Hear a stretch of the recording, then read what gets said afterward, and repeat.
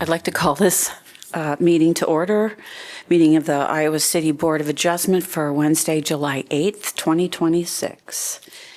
Can I get a roll call, please? Baker. Here. Vandergast. Here. Tallman. Here. Russo. Swigard. Here. The Board of Adjustment is a quasi-judicial body created by the City of Iowa City according to state statutes.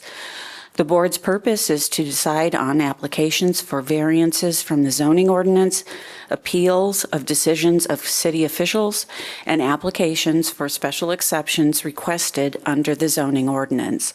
The Board of Adjustment is an independent volunteer board made up of Iowa City residents and is not part of the city administration. We are assisted in our work by the city attorney's office and by planning staff. Prior to this meeting, board members received the materials submitted by the applicants, the staff reports reviewing the applications, and any correspondence submitted by members of the public. Board members have not discussed the application or its merits with each other, staff, the applicant, or any other member of the public in advance of this meeting. All consideration and discussion by the board takes place in open meeting here tonight, where we also have an opportunity to hear from the public. The board bases its decisions on facts and evidence allowed by city code presented in open meeting. Concise and truthful testimony helps us a great deal in our decision-making. We ask that if you wish to speak, you come to the podium, print your name and address on the sign-in sheet, and speak clearly into the microphone so your testimony can be heard by all present and by our minute taker, as all testimony becomes part of the public record. We ask that the proceedings be orderly and that when you are testifying, you address your remarks to the board. If this hearing becomes lengthy, we may ask that testimony be focused on new facts or on information not already presented. The order of proceedings for each application will be an oral report by staff summarizing the issues of the case and staff's recommendations, an opportunity for the applicant to speak, an opportunity for any other interested parties to speak for or against the application, an opportunity for final statements and arguments by the applicant and staff. The board will discuss the issues and evidence, state its findings, and vote on a motion. Motions are always made in the affirmative. We're going to begin with VAR 26-0003, an application requesting an area variance to reduce the minimum lot width from 50 feet to 49 feet and 5 inches for parcel number 1003451-013, located on Kimball Road and in a low-density, single-family residential zone. Hi, my name is Lisa Schroer, and I'm a planner in Neighborhood and Development Services. Here's an aerial map of parcel 100-345-1013. The property is undeveloped and sits between 409 and 415 Kimball Road, both of which have a single-family home. The property is zoned low-density single-family residential, or RS5. The surrounding properties along Kimball Road are also zoned RS5. To provide some background, the subject property was originally part of the neighboring property at 409 Kimball Road. In 2015, the owner applied for a boundary line adjustment to split the parcel into 2 parcels. The boundary line adjustment was approved by the city. However, 2 days later, the city followed up and shared with the owner that the new parcel was not buildable. Here's a look at that boundary line adjustment in 2015. The original parcel was this sort of square shape, and the the boundary line adjustment was here, this kind of curved shape between the house and the subject property. In 2018, the owner applied for a boundary line adjustment again. This was to straighten out the rear of the property line between 409 Kimball Road and the subject property, making 409 Kimball Road a more rectangular shape. Here was the result of that boundary line adjustment. So this triangle labeled A became part of 409 Kimball Road. In 2018, staff met with the property owner to discuss options for making the parcel buildable. Following the meeting, the city attorney's office provided a memo outlining 3 paths to make the parcel buildable. These options included a special exception for certain non-conforming lots that are abutting and under the same ownership, a replatting, or a boundary line adjustment where the property owner requests a redrawing of existing parcel lines and acquires property from the neighboring property at 415 Kimball Road.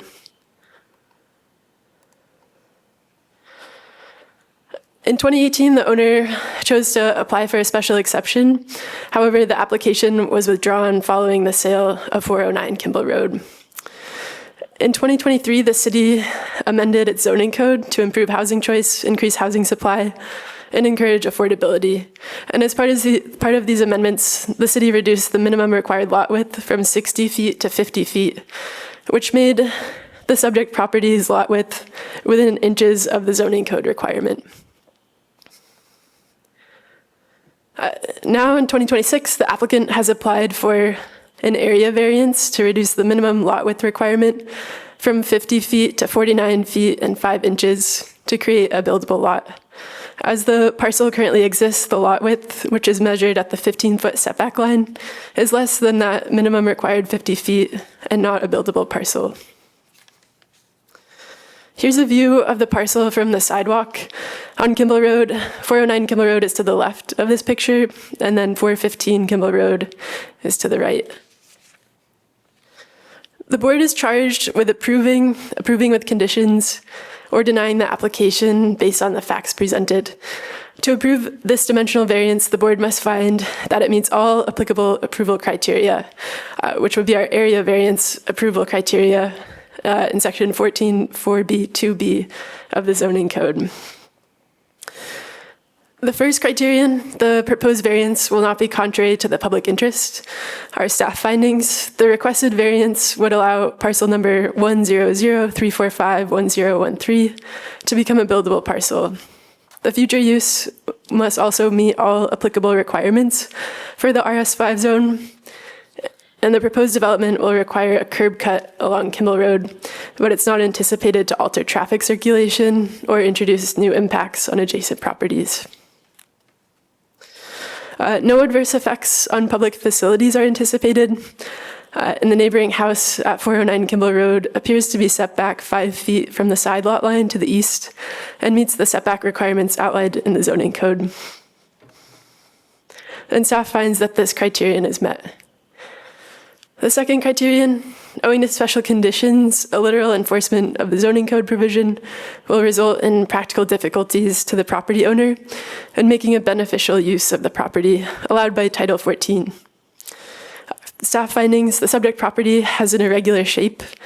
The southern portion of the parcel along Kimball Road is narrow, complying with frontage requirements, but not minimum lot width requirements. And the parcel is 7 inches short of the minimum lot width requirement outlined in the zoning code, which voids the parcel's potential for a single-family development. The applicant could modify the parcel's irregular shape by acquiring land from the neighboring property at 415 Kimball Road. However, this would require coordination, and the neighbors may not be open to this option. And staff finds that this criteria is met. The third criterion, the practical difficulties faced are unique to the property and not self-created. Staff find in 2015, the property owner applied for a boundary line adjustment to split one parcel into 2 parcels. The city approved the partition and created the subject property. After that approval, staff realized the new parcel did not meet minimum required lot width or frontage requirements and informed the property owner that the parcel was not buildable. The property owner chose to keep the partition lot and later worked with the city to pursue other options for creating a buildable lot. The property owner pursued a special exception, but later withdrew the application. In 2023, the city reduced the required frontage and minimum required lot width in the RS5 zone, which made the subject property newly compliant with the amended frontage requirement, but remained 7 inches short of the reduced minimum required lot width. The practical difficulties stem from the parcel's irregular shape that was created by the property owner following the boundary line adjustment in 2015. Therefore, the practical difficulties are self-created by the current owner, and staff finds that this criterion is not met. The fourth criteria, the spirit of the zoning code provision shall be observed and substantial justice done. Our findings, the intent of the minimum lot width requirement is to ensure that a lot width is appropriate for the use and that other applicable site development standards are met. The proposed use is required to meet setback standards, ensuring appropriate separation between neighboring structures. And the overall parcel size is significantly larger than the minimum lot size requirement in the RS5 zone. And staff find that this criterion is met. The last criterion, granting the variance, will not significantly alter the essential character of the neighborhood. The neighborhood consists of established single-family homes, some of which have accessory structures located in the rear and side yards. By allowing the subject property to become a buildable lot, will preserve the existing pattern of development. And the future use of the property must meet all applicable requirements for the RS5 zone. Staff find that this criterion is met. We received one piece of correspondence and our staff recommendation. Staff recommends denial of VAR 26-0003 to allow for a reduced minimum lot width requirement from 50 feet to 49 feet and 5 inches for parcel number 100-345-1013 located on Kimball Road. And that concludes the presentation. I'll now turn it over to the board. Does the board have any questions for staff? I have a couple of them, please. It's my understanding that the house in 409 was built in 62. So the property that was purchased in 2014 included an existing house on a large lot. Was that large lot, prior to replatting, ever possible to be replatted to provide 2 buildable lots? I mean, were the dimensions already there that prohibited a division?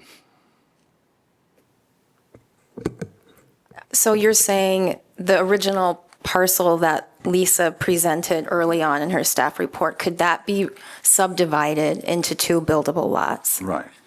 That has not been looked at as part of this application. Okay, but in the process of the replatting, that was one of the options. This was not replatted. This did not go through a subdivision process. When the property in 2015 was divided, replatted? Boundary adjustment. It was a boundary line adjustment. Boundary line adjustment, okay. So that goes back to the question of the original lot with the one house already existing on it was as much as could be built on that property because of the frontage issue. I don't know that I can answer that. In the staff memo that the city attorney's office sent to the owner in 2018, there were 3 options that were laid out. One was a replatting. So theoretically, through a replatting process, the standards could be met. I don't think that was ever fully analyzed.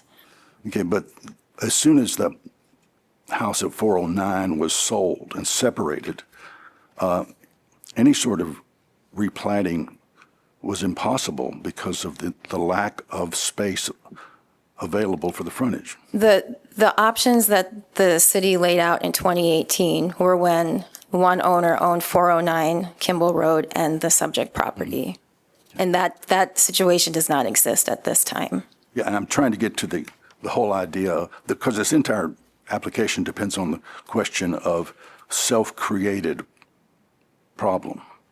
And I'm trying to figure out whether this was a problem that could not be solved in any way anyway, and therefore it's not self-created. I'm just not clear about that yet. So that's my concern. Lisa, could we go back to the slide or whatever that shows the boundary line adjustment that was approved? It has, I can't read it on this. Which 2015 or 2018, Julie? It would be the 2015. Yes, that one. Is there any way to, are the two dimensions of the frontage for 409 and the adjacent parcel, are those more visible there than they are on my copy? And could we have those numbers? Yeah, so for the subject property, it's about 45. And then For the frontage? For the frontage? yeah. Yeah. And then the frontage of 409 is 58. And the lot width is the same as it is today. Okay. So is the lot frontage, yeah. So those two together is 113, right? And the minimum lot width today is required to be 50 feet, 50? Okay. But But we don't have the lot width. We just have the frontage. for the frontage? Yeah.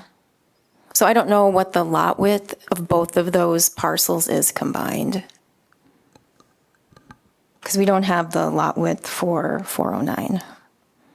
Okay. I think based on the configuration of the lot, we can assume that it was greater than 100 and, what did I say, 113 because of the shape it increases. And I just want to say, at the time of this, the standard was 60 feet. The lot width standard was 60 feet. Okay. So okay. Does that answer your question? Sort of. I'm looking about, is there a remedy for this? We provided possible remedies to the owner in 2018. They pursued a special exception and then decided to withdraw that application. So that was one possible remedy. Another one is the one that Lisa suggested in her staff report, which is another boundary line adjustment, which requires coordination with the neighboring property owner. And as soon as the 409 was separated from the larger lot, that becomes entirely at the discretion of the neighbors then. Correct. Okay. So at one time, there were options to resolve this, but what I'm hearing now, there is no option, because if you have a staff determination that if you're going to deny it based on 7 inches, then literally any owner of this property, any future owner of this property has a self-created problem. Is that an assumption that seems logical? I think that the question before the board is whether, not what, in the future, if it's self-created, if it's what is before you now is self-created. Did the current owner, was it their doing that created this situation? So the measurement of, I can't read it either. I think it's 45. So the frontage on the subject property is 45, labeled there. The width of the lot is, Mark, can you speak? Could you use the microphone? Use the microphone, so, there you go. I didn't know anyone wanted to hear my voice. Okay. The width of the lot is 15 feet back. Measured at the front setback. All right. But it wouldn't be in that configuration. It would be parallel to the right-of-way and the street, right? Yeah, parallel to that front lot line. All right. So do we still come in, under the required width? That 45 is perpendicular to something, I don't know what. It's perpendicular, it looks like, to the east lot line. But if we were going to take a setback reading, that would be at the angle of whatever angle that street is running at, 15 feet to the north of that, right?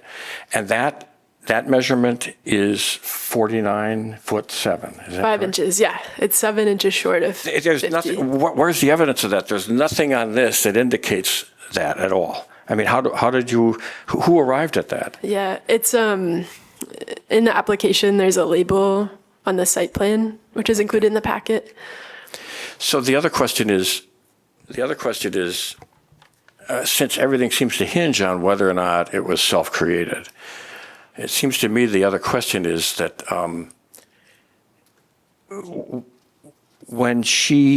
what help did she have either from the city or from an attorney or from, a planning agency or whatever, a surveyor? What help? How did she wind up with an unbuildable lot?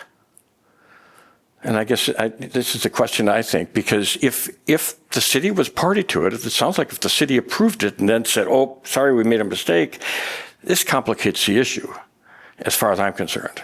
And I wait to hear from the applicant on that. But I think it's a lot more complicated than just numbers here. I think we do have to go back and find out what was intended here.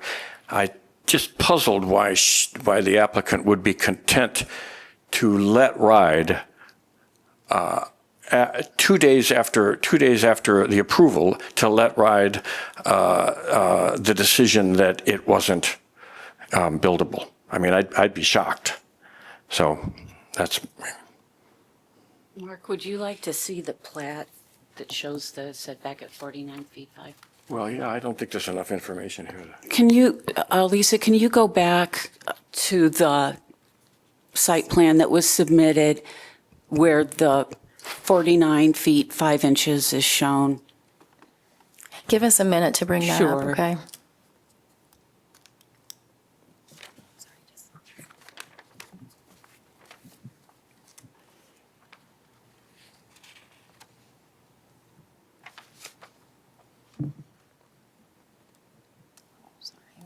That appears to be attachment 3.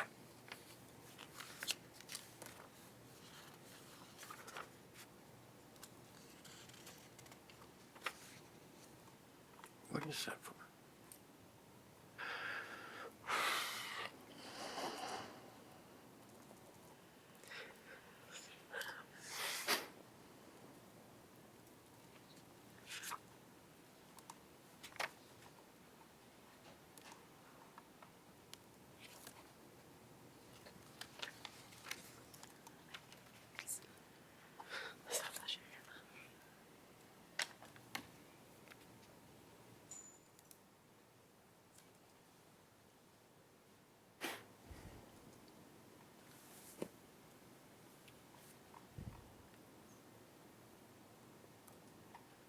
Stop sharing.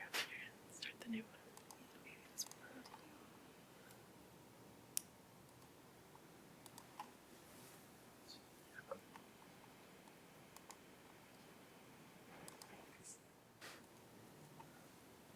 That's the one. Yeah. All right, I'm going to zoom in on where that lot width measurement would be.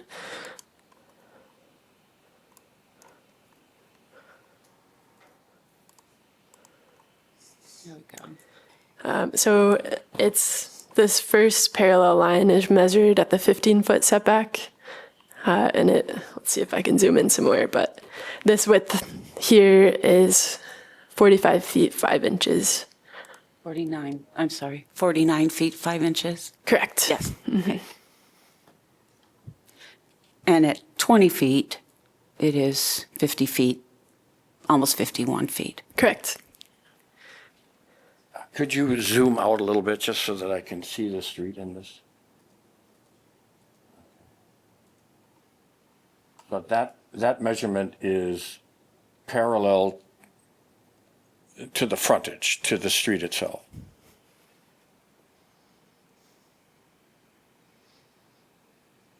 Okay, all right, thank you. Okay.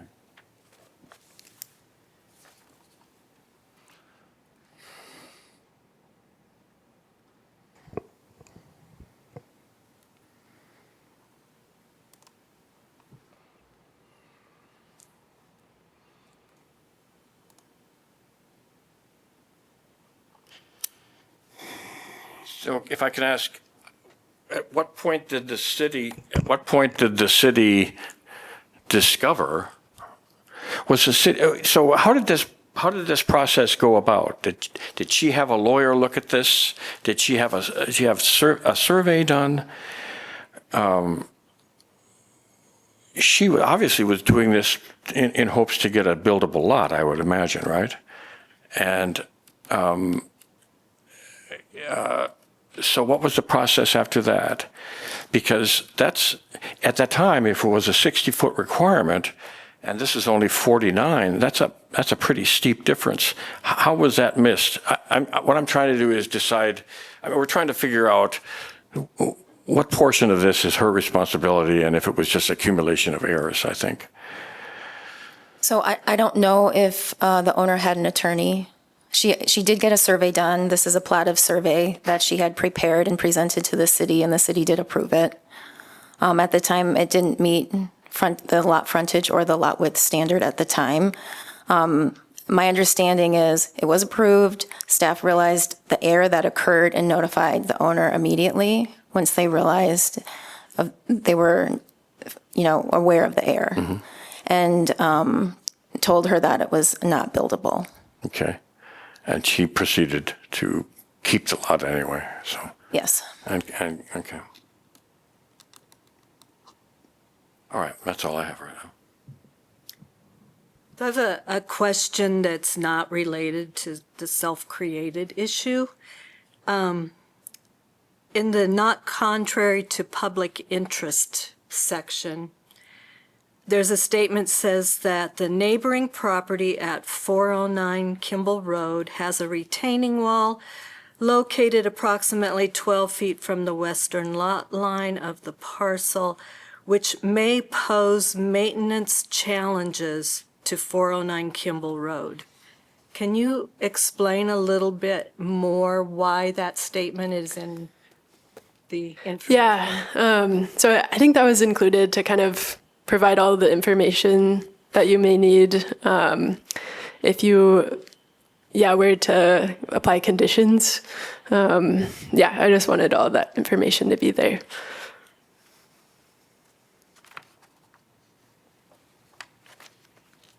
So what impact do you, I think, a little more information about? it may, a condition could be that the house needs to step back so as not to impede, or there could be an easement for the maintenance of that.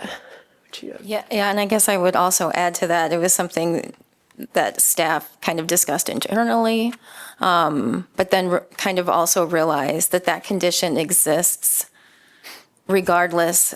I mean, the owner of 409 does not own the subject property. So it's kind of an existing condition, but the way the lot line is kind of angled, it kind of cuts in front of her house at 409, and then it gets close to that retaining wall. So that's kind of an existing condition that owner has regardless. Well, and I think I remember from reading the special exception application in 2018 that there were maybe some conditions being considered about having to do with the sight line there. No fencing, things like that. Okay. All right. Thank you.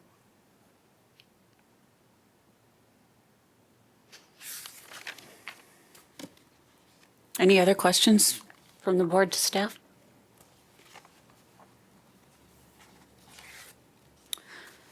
Okay, at this time, I will ask the applicant to present your proposal. And don't forget to sign in, full name, give this all to you guys earlier. A lot of the answers to your questions are actually in here. Can you use the mic?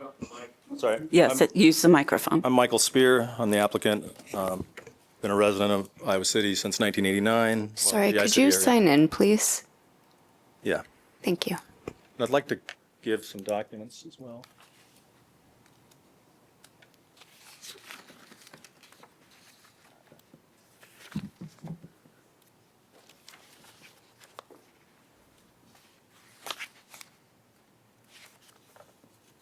Not sure you can read it, but I signed it. Okay.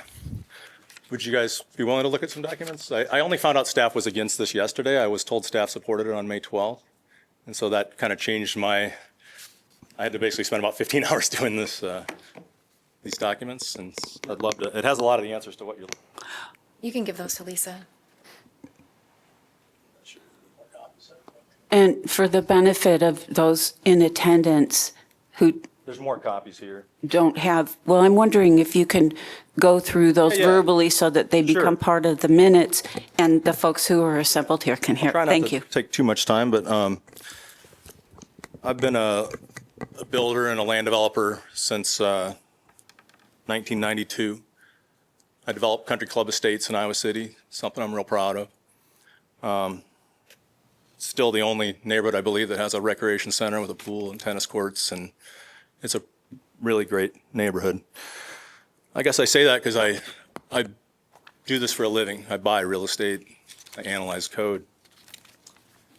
I've been looking for a lot or a house in that area because my son and granddaughter live about 3 houses down from this on the other side of the street. And so for me, it's personal. So I'm usually here more I'm not nervous. I don't care if the outcome that much, but it's personal today. So I'm nervous, it's meaningful to me. So the sign went up the same day. I pulled it up, saw it's a lot.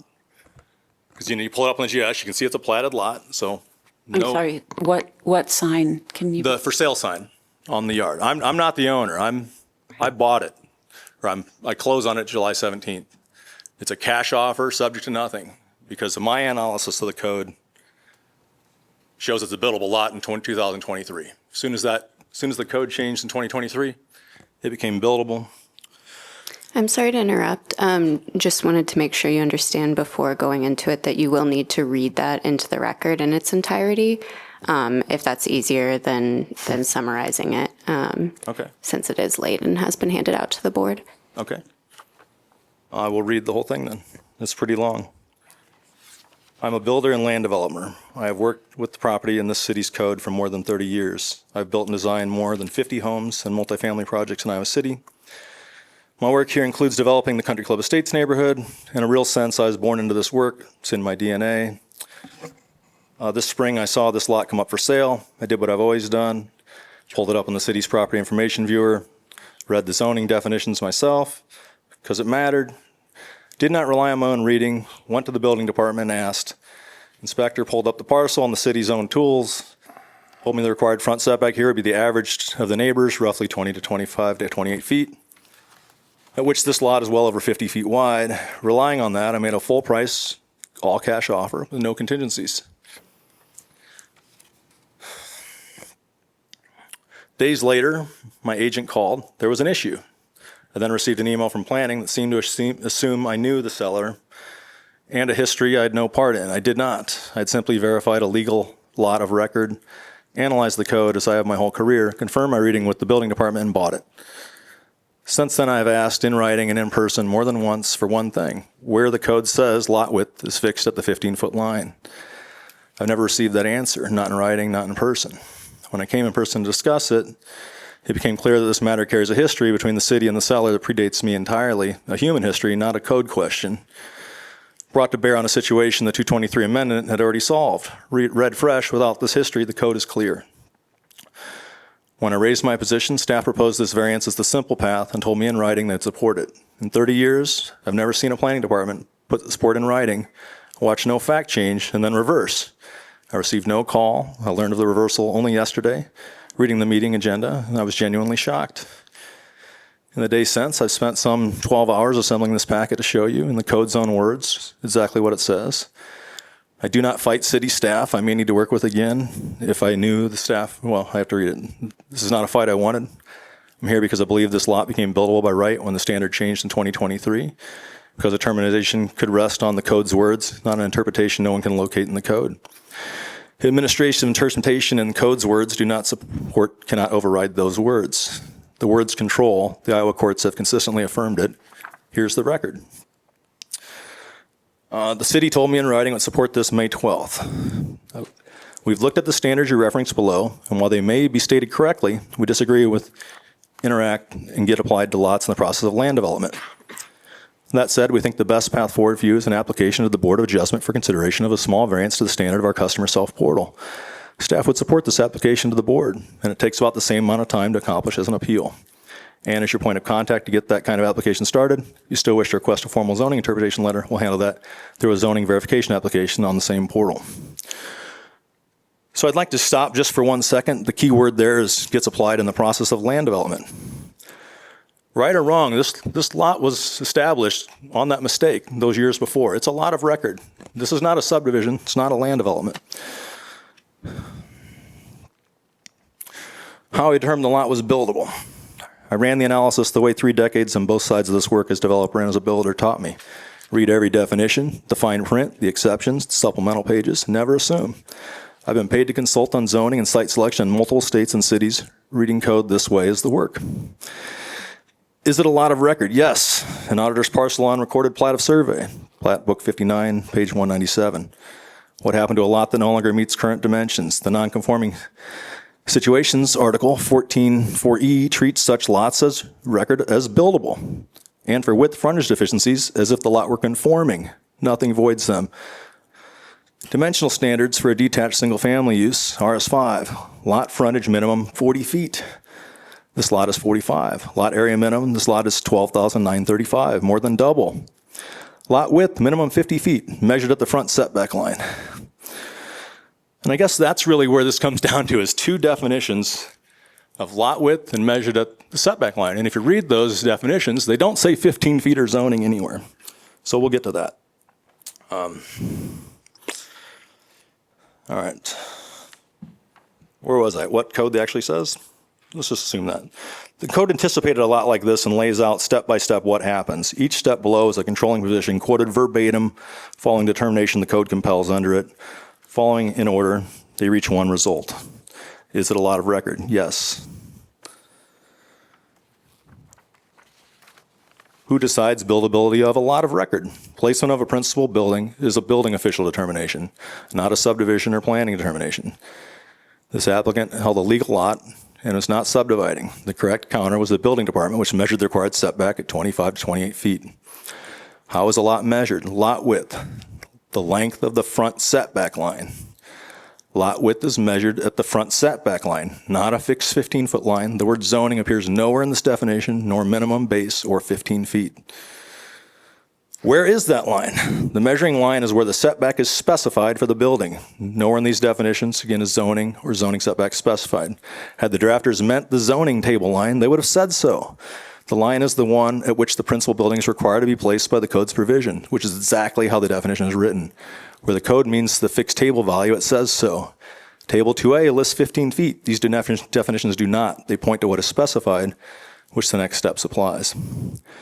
So what specifies setback here? So on this frontage, the developed lots are occupied by principal buildings set 28 feet back, well beyond the 5-foot trigger. Actually, sorry, what specifies setback? Where at least 50% of lots along a frontage have been developed, and all of these developed lots are occupied by principal buildings that are located at least 5 feet further back than the street than the required setbacks. The required front setback along the frontage is increased to the equivalent of the setback of the building closest to the street. So what this means is Lisa did a big, long thing, and if you actually look at code, frontage is actually defined as intersection to intersection. So the literal definition of the code had her measuring like 27 houses or something like that, and averaging. It was like 19 of 27 or 26. That setbacking averaging didn't apply here. Right, I'm just saying, if it did, that was the process, right? You're saying it doesn't apply. I'm saying it does. So am I correct on the math? Excuse me, but all your questions are going to be directed to the board. Okay, I just didn't remember. That's okay, and we can ask for further clarification you. from staff. So Yep. my understanding is Lisa calculated this, and the answer would have been, if it applied, was 20 foot 6 inches would be the setback. If you took the average of all those things and it applied, that would be the number.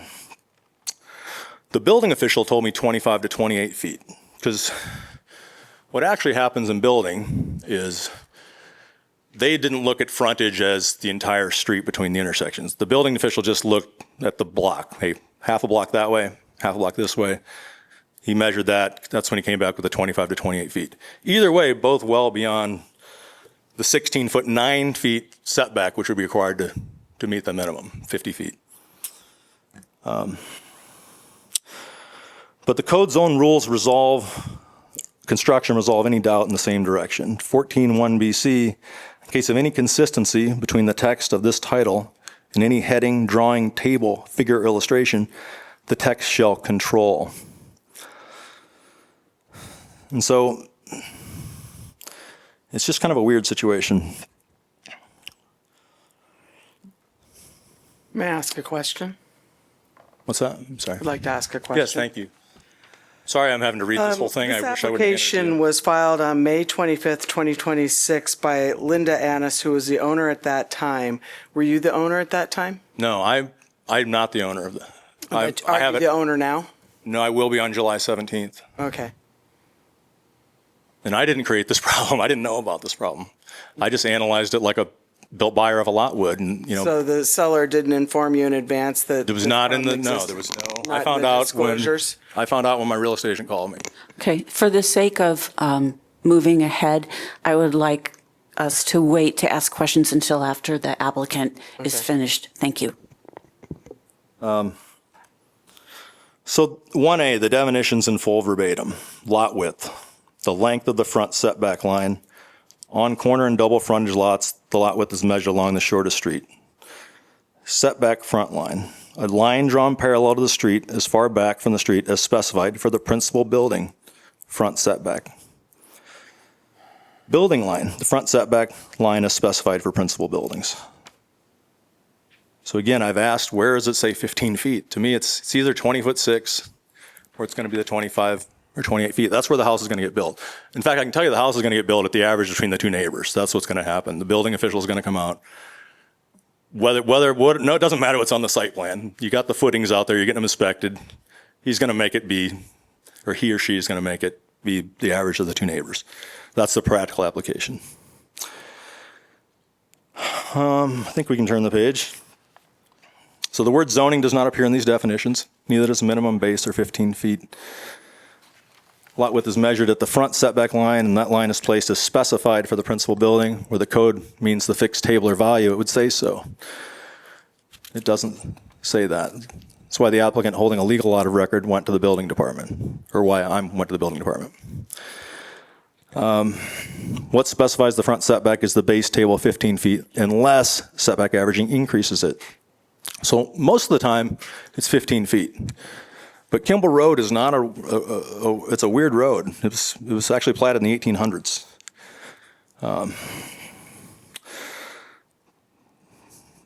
The meaning of frontage and why every reasonable reading builds this lot. The code's general definition of frontage is the distance is measured along a right-of-way line from one intersecting street to another. On a long pre-standardized street like Kimball, that leaves 3 readings lots along a frontage. Planning staff read it as the entire Kimball Road segment. That's when they did the 20 foot 6 analysis. The building official, when I went in, told me 25 to 28 feet. That was the day that was the day the sign went up and I bought it. I confirmed that. The literal averaging computation yields the 20 foot 6 line or more, because weirdly, if the one house is at 19.9, then the setback's 25. So there's a lot of, weird, quirky things in code. I asked 3 times in writing where the code fixes the measurement at 15 feet, May 7th, May 12th, July 7th.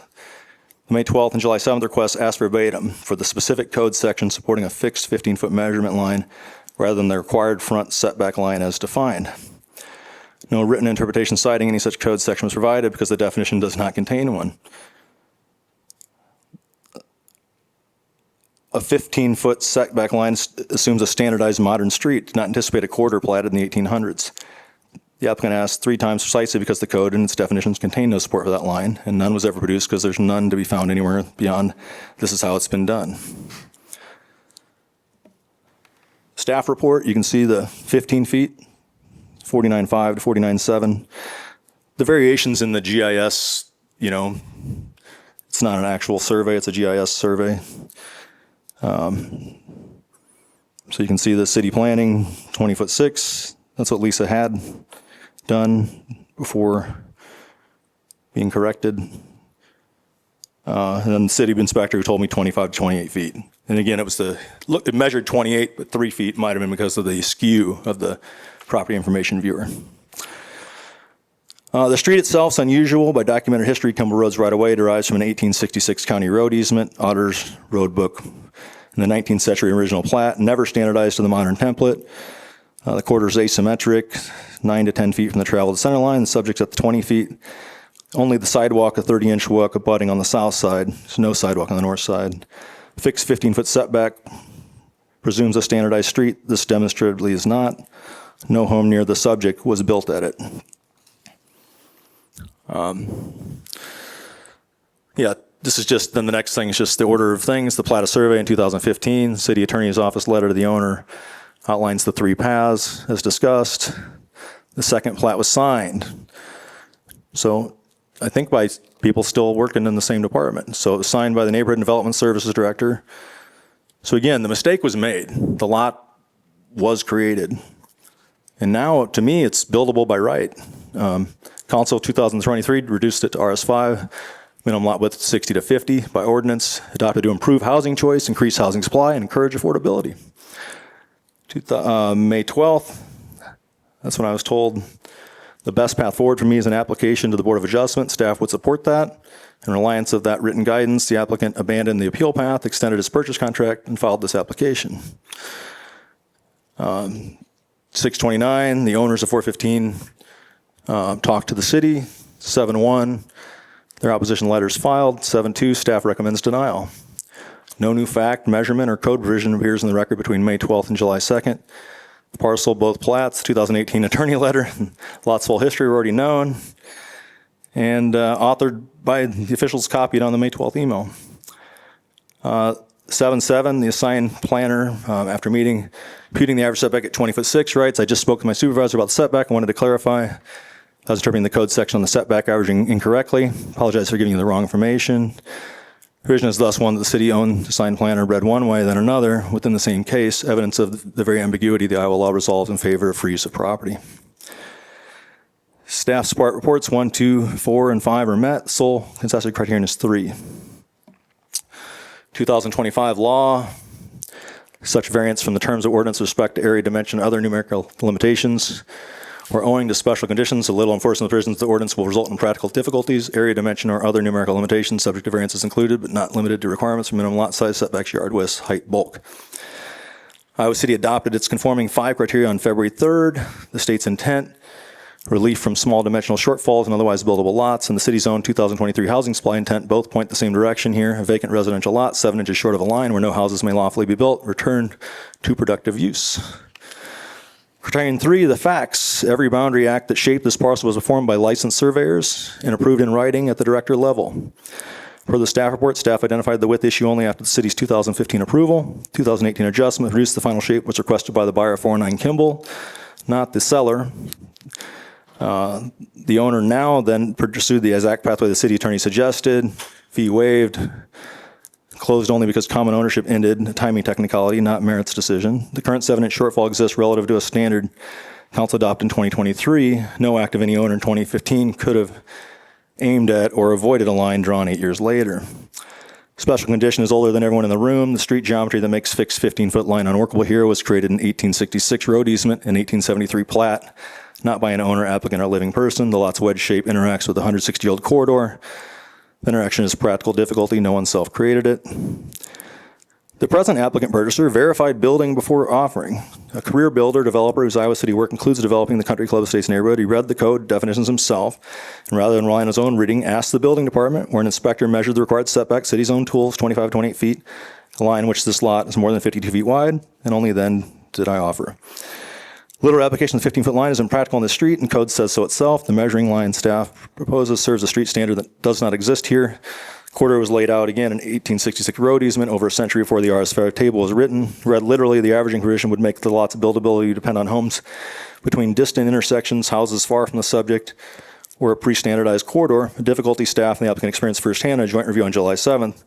What the record actually yields staff home computation of 20'6" is the lowest setback any city official has produced for this lot. Building department field practice, 25 to 28 feet, both abutting homes 28 feet. The lot exceeds 50-foot width at every one of those numbers. Iowa law construes ambiguous zoning restrictions strictly in order, in favor of free use property, and we're almost done. The code treats this lot as buildable, does not void it. Nothing in the code voids a recorded lot or imposes worse standards on a lot the city itself poses. The opposite is true. 14.2a-4a-3b, the dimension standards section itself. An undersized lot may not be established on a smaller lot except as permitted under Chapter 4E, non-conforming situation. The code zone dimensional section routes undersized lots directly to the non-conforming lots here below. Regulation of non-conforming lots, subsection A, any conforming use or structure for conforming use may be established or installed on a lot of record that is non-conforming with regard to lot frontage or lot width, provided the minimum lot area required for the use is met. And provided the use of structure meets all the other requirements of this title, a single-family home is a conforming RS5 use. This is a lot of record, area 12,935 feet, more than double the minimum.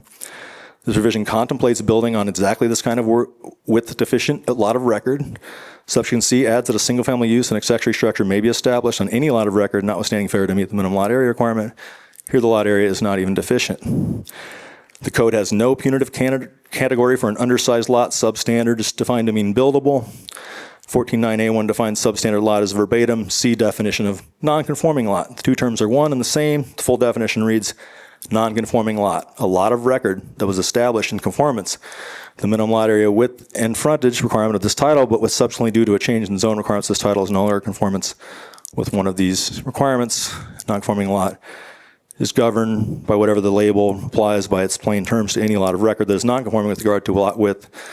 So the vote was not turned on the name, nor in the code, not illegal lot, not error lot, not void lot. Is there any defined term under which a recorded lot of record loses the right to a single-family home? To the contrary, 14.9a1 defines a lot as a plot, separate tract, or parcel of land with fixed boundaries suitable for occupancy by use. Title 15 defines a situation as correctable, deficiency, not a void lot. Errors or omissions in approved plat, building lots that do not meet minimum zoning standards. The code expressly anticipates that approved plats sometimes contain substandard lots and treats them as correctable, not extinguished. It is a lot of record. 15.1.3 provides that a boundary line adjustment should not be considered a division for the purpose of the title and defines a lot as a tract of land represented, identified by number or designation of an official plat. No subdivision completion bar applies, restricts permits only for any lot in the subdivision until the subdivider installs public improvements. Kimball Road's fully improved. City's own process confirms this is a buildable permit matter, not a planning matter.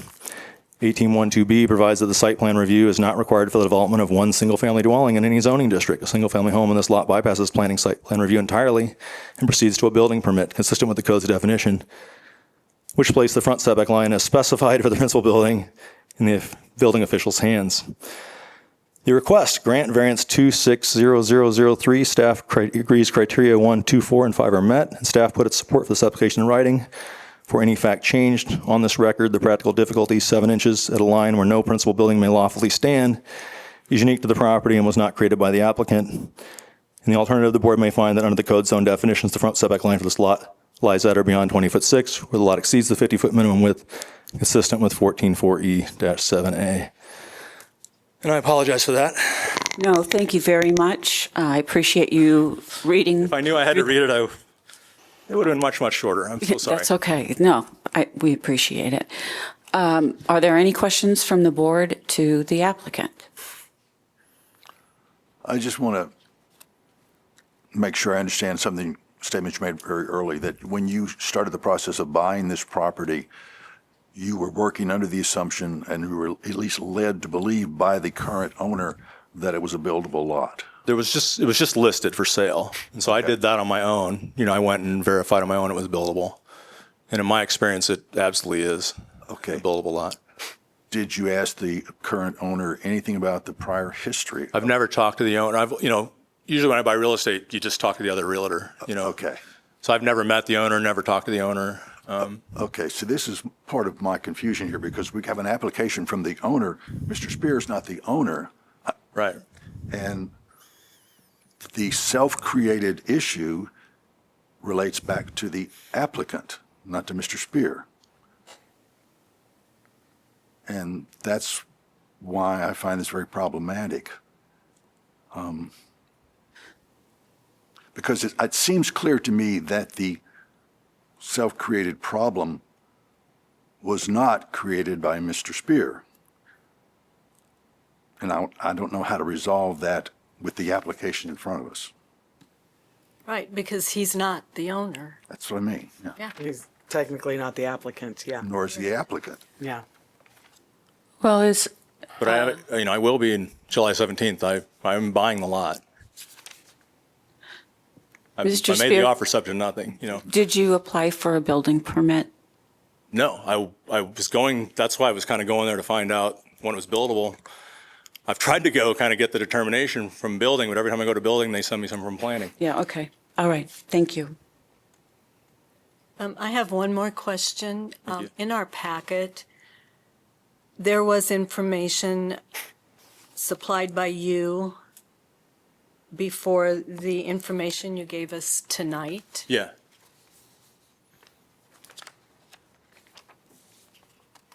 Quickly, are there any contradictions between what you wrote on May 25th versus the information you So gave us? there wouldn't be tonight? any contradictions. I'm addressing different things now, But yeah, there wouldn't be any contradictions that I'm aware of. Because I just found out yesterday staff didn't support it, and that I've done this a long time, it changes. I wouldn't be here if I knew staff didn't support it. But your statement says the applicant did not create the lot configuration.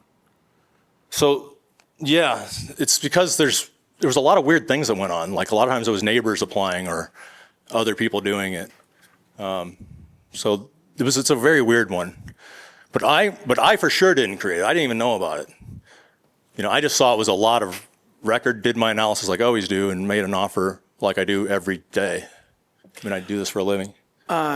It's my understanding from reading this that the applicant divided their property into 2 lots back in 2015. I think they originally bought 2 houses, and it was actually 2 houses on. There was 2 houses on this. I think they property owned before. 3. They owned both parcels at one time, and then whatever happened in the middle. Well, that's what I'm saying is when the applicant purchased this, these 2 unusual shaped lots were actually one lot, and then they, in 2015, divided it. The city Sure. approved it, and then informed them after the fact that the new lot created from dividing this lot would be unbuildable because it didn't meet the setback lot width Right. requirement.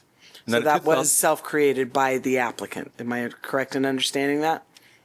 Well, no, I don't. Did the applicant? Because I'm the applicant. Well, the owner.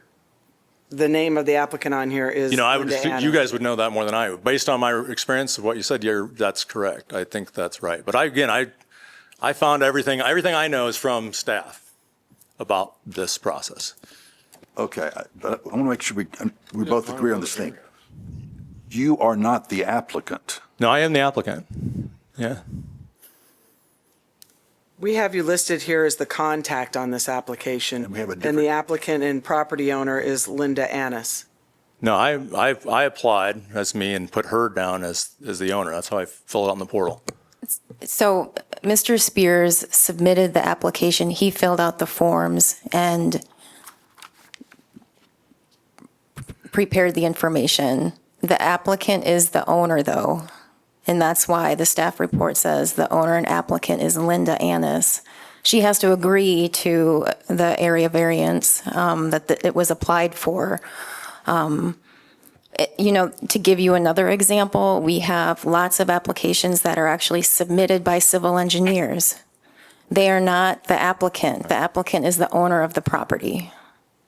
Correct. So this still meets the criteria then that this situation was self-created by the owner? That is the question before the board. And I think at this point, we're at the point if the board has more questions for Mr. Spears. And I will be the owner July 17th. But So if I understand correctly, just to boil that down, Mr. Spear is the applicant for a variance. Technically, the owner of the property is the applicant and owner, And- Linda Annis. Okay, but staff has referred to the applicant as being the person who is requesting. Which is Linda, the owner. Okay, so Mike is more her representative. This is, Mike is the person who submitted the materials. All right, okay. so what I did is I just did what they told me to do. I thought I was the applicant and the owner was the person being contacted. Okay, and we'll have a moment. Thank you. Are there any other questions for the applicant from the board? Not right now. No, he's not the applicant. Yeah. Are there any other questions for Mike Spear from the board? See, it's strange, right? It's been a strange process. It's been a very frustrating process for me personally. I Well, the thing is really that- haven't had this happen It's before. all changed here. I'm not comfortable moving ahead until I get a grip on this stuff. This is Okay. really interesting information, but this is brand new.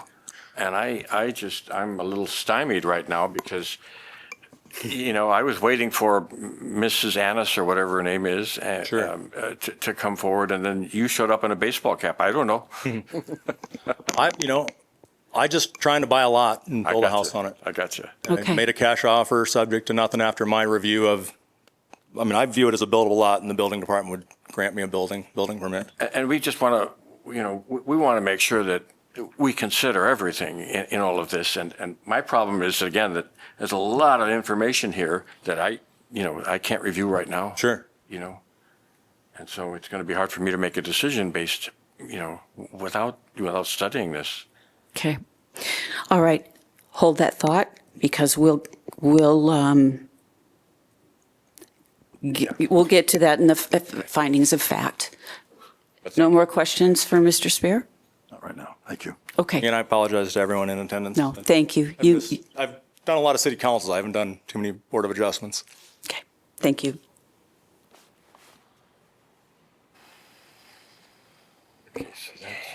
All right.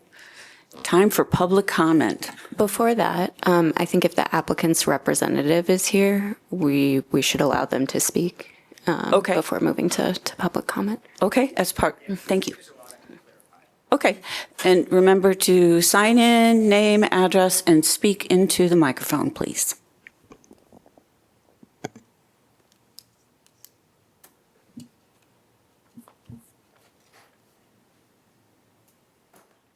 Okay, greetings. Thank you for giving me this space to talk.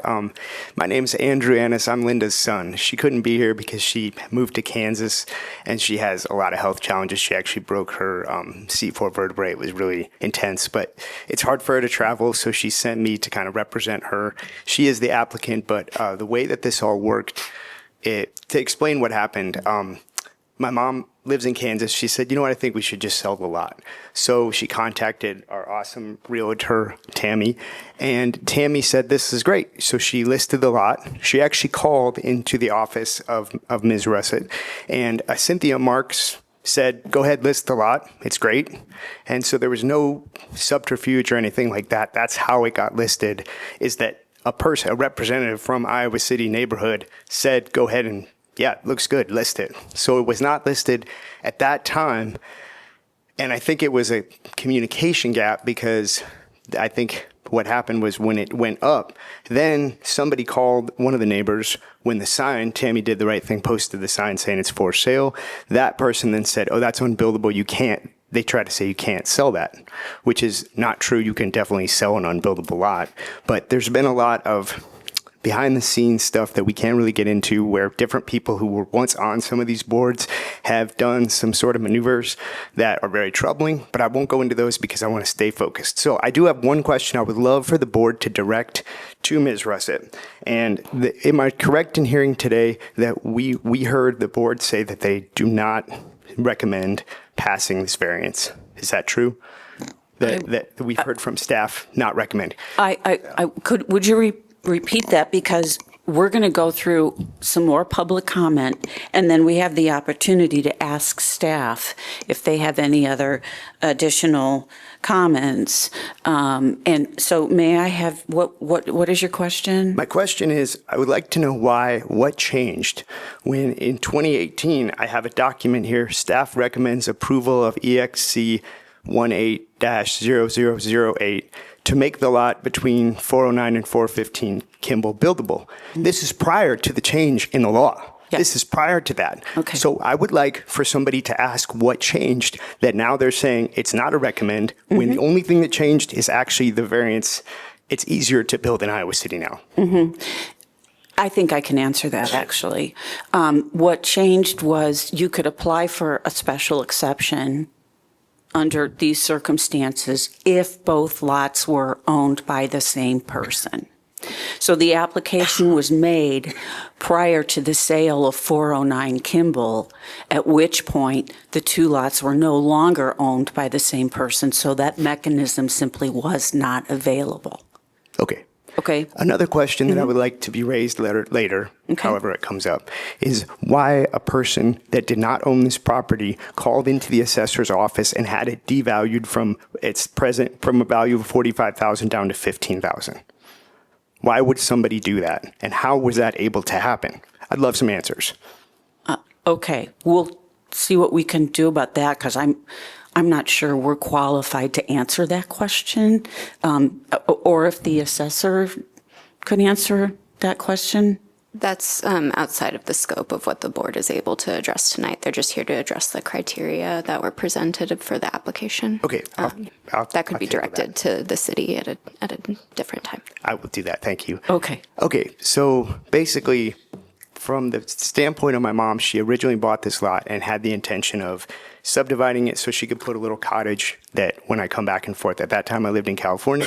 She was like, it might be nice for you to have a little Iowa place to crash. I thought it was a cool idea. Before we could really get into the mode of even thinking about that, she found a different house that she really liked on Ridge Road, so she moved. And I just need for this to show up in the record. There were 2 meetings like this that were when she was still the owner. That did not happen. One was because of a snowstorm, totally understandable, but the second was a lack of quorum, so somebody didn't show up. Now, I think that's really important because we've been using the word a lot, the M word, mistake. A mistake happened. The people at the assessor's office have an official document that says a mistake was made. So mistake in the legal world oftentimes translates to the H word, which is harm. So I think my mom has kind of been harmed by some of this mistake. The people, some of whom we'll hear from, all came out and said, we can't build here, we don't want anything on this street. But they did it in a way that was very damaging for her and made her feel. That's part of why it got left for so long. I couldn't even talk to her about it because it was emotionally really hard. She would break down.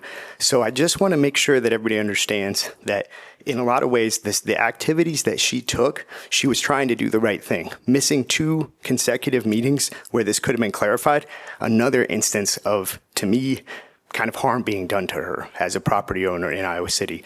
And the only other thing that I wanted to clarify from the earlier discussion is that it was a person named Boothroyd that subdivided the lot.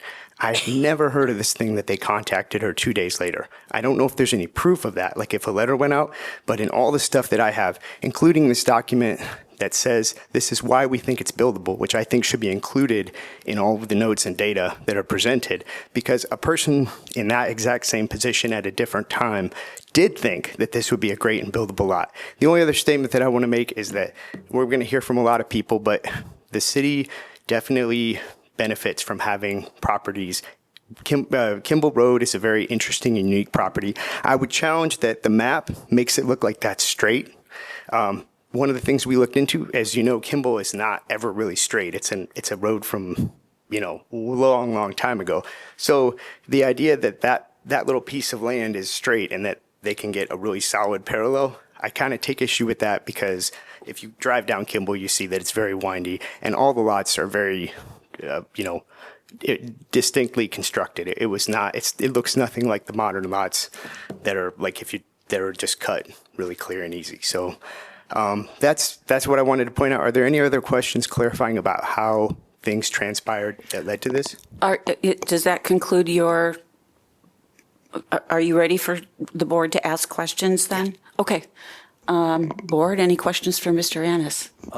Just a quick clarification. You talked about this issue being on the agenda of 2 meetings that were not held. Why was there not a third meeting? What did your mother drop the issue? What happened? Why did it stop at 2? I believe that before the next meeting, the property was sold. She was working with a realtor named Lynn Weinstein, and that's part of where Lynn was the person that suggested that she subdivide the lot. And she was trying to sell the lot to the person that bought 409, who's in attendance today. That person said, I don't want to buy the lot. But then I have some reason to believe that that is also the person that called the assessor's office and tried to get it devalued down to $15,000. Yeah. All right, thank you. Okay. Any other questions from the board? Okay, thank you, Mr. Annis. Sorry, Mr. Annis, would you mind signing in before you step down? Thank you. Oh, you did? Okay, great. Okay, Thanks. thank you. All right, we're going to move on to the public comment portion of this meeting. First, I would like to hear from those who are in favor of the application. Remember, sign in with your name and address and speak into the microphone. Thank you.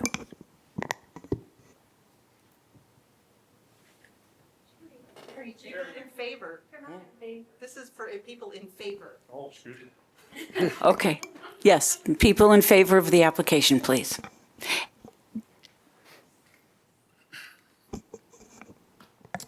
Hello, my name is Jordan Spear.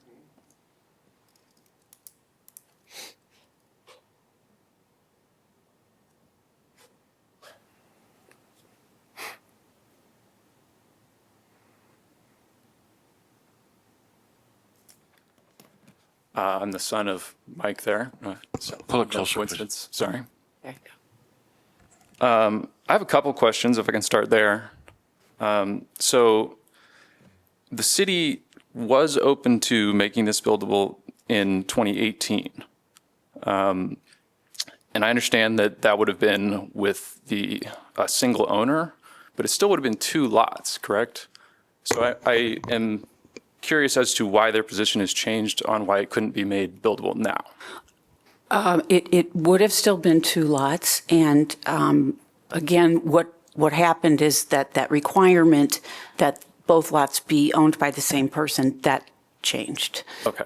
And that was the case for all 3 exemptions? There's 3 paths offered. Can I add one more thing? Yes. I just want to note that in 2018, the application was for a special exception, and the criteria for that application were different than the criteria for an area variance, which is what staff analyzed for this application tonight. Okay. But this variance was requested because it was suggested by staff.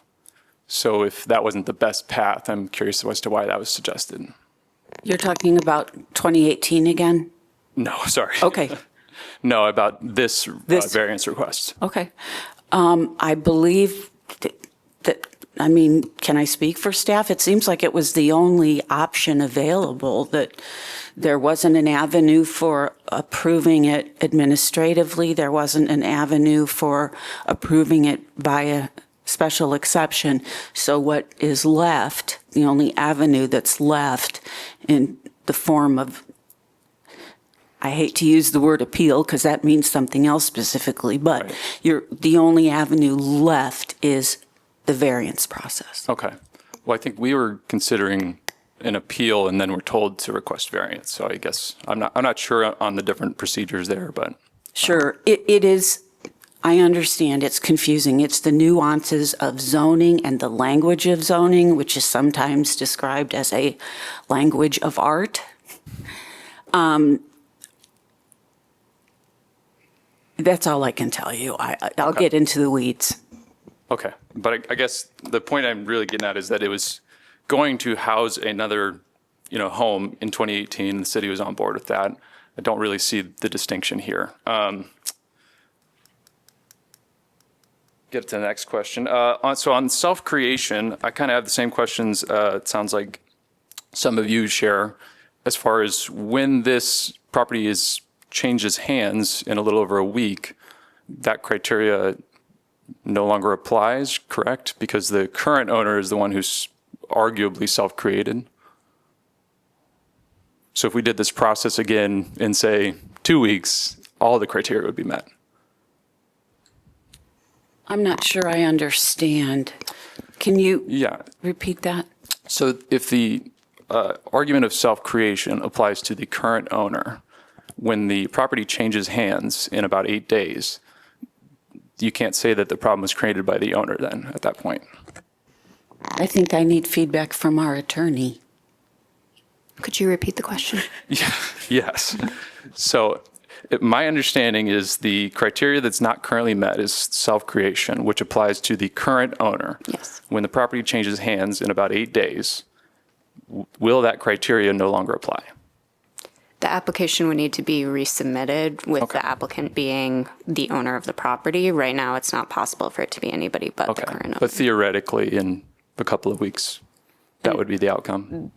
An application for an area variance can be submitted by an owner. An appeal of a denial, I think I would say contact the city attorney's office depending on what comes. But understanding none of the other facts would change other than who is on the deed. That's just the point I'm trying to make. Yeah, I understand the question. I'm just not sure what the answer is. Okay. I have a question for clarification on that. Then if they knowingly purchase a property that is currently legally not buildable, is that also a self-created situation?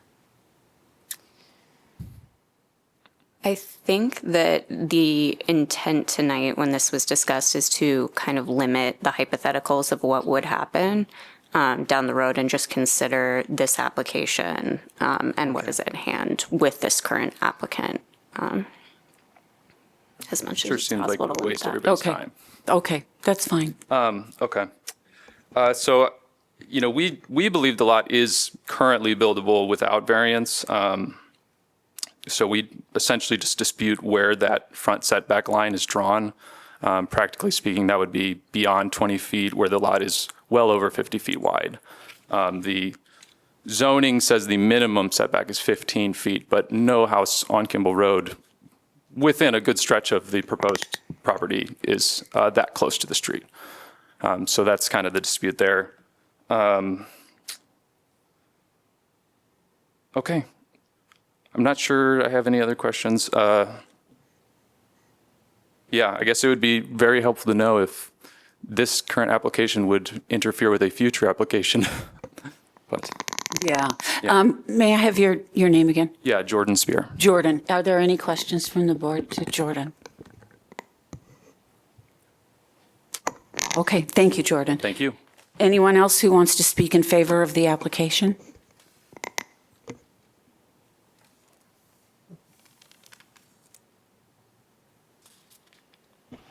All right, we will now hear from those who are opposed to the application. Again, name, address, speak into the microphone, please.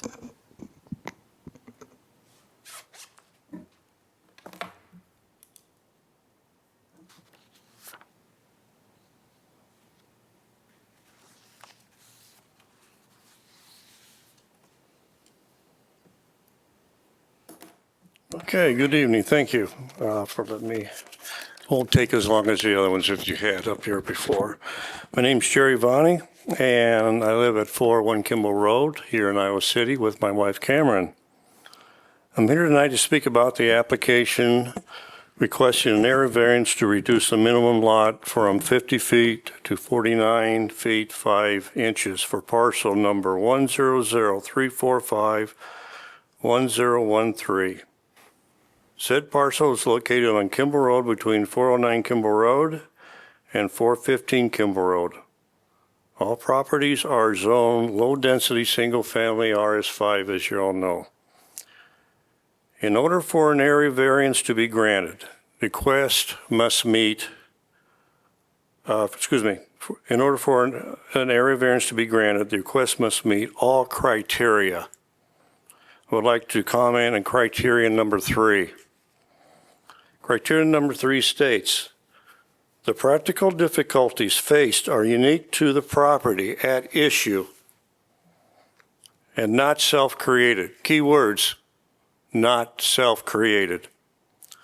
The property owner parcel number 10034511013 clearly created the practical difficulties unique to this property, and I'll elaborate.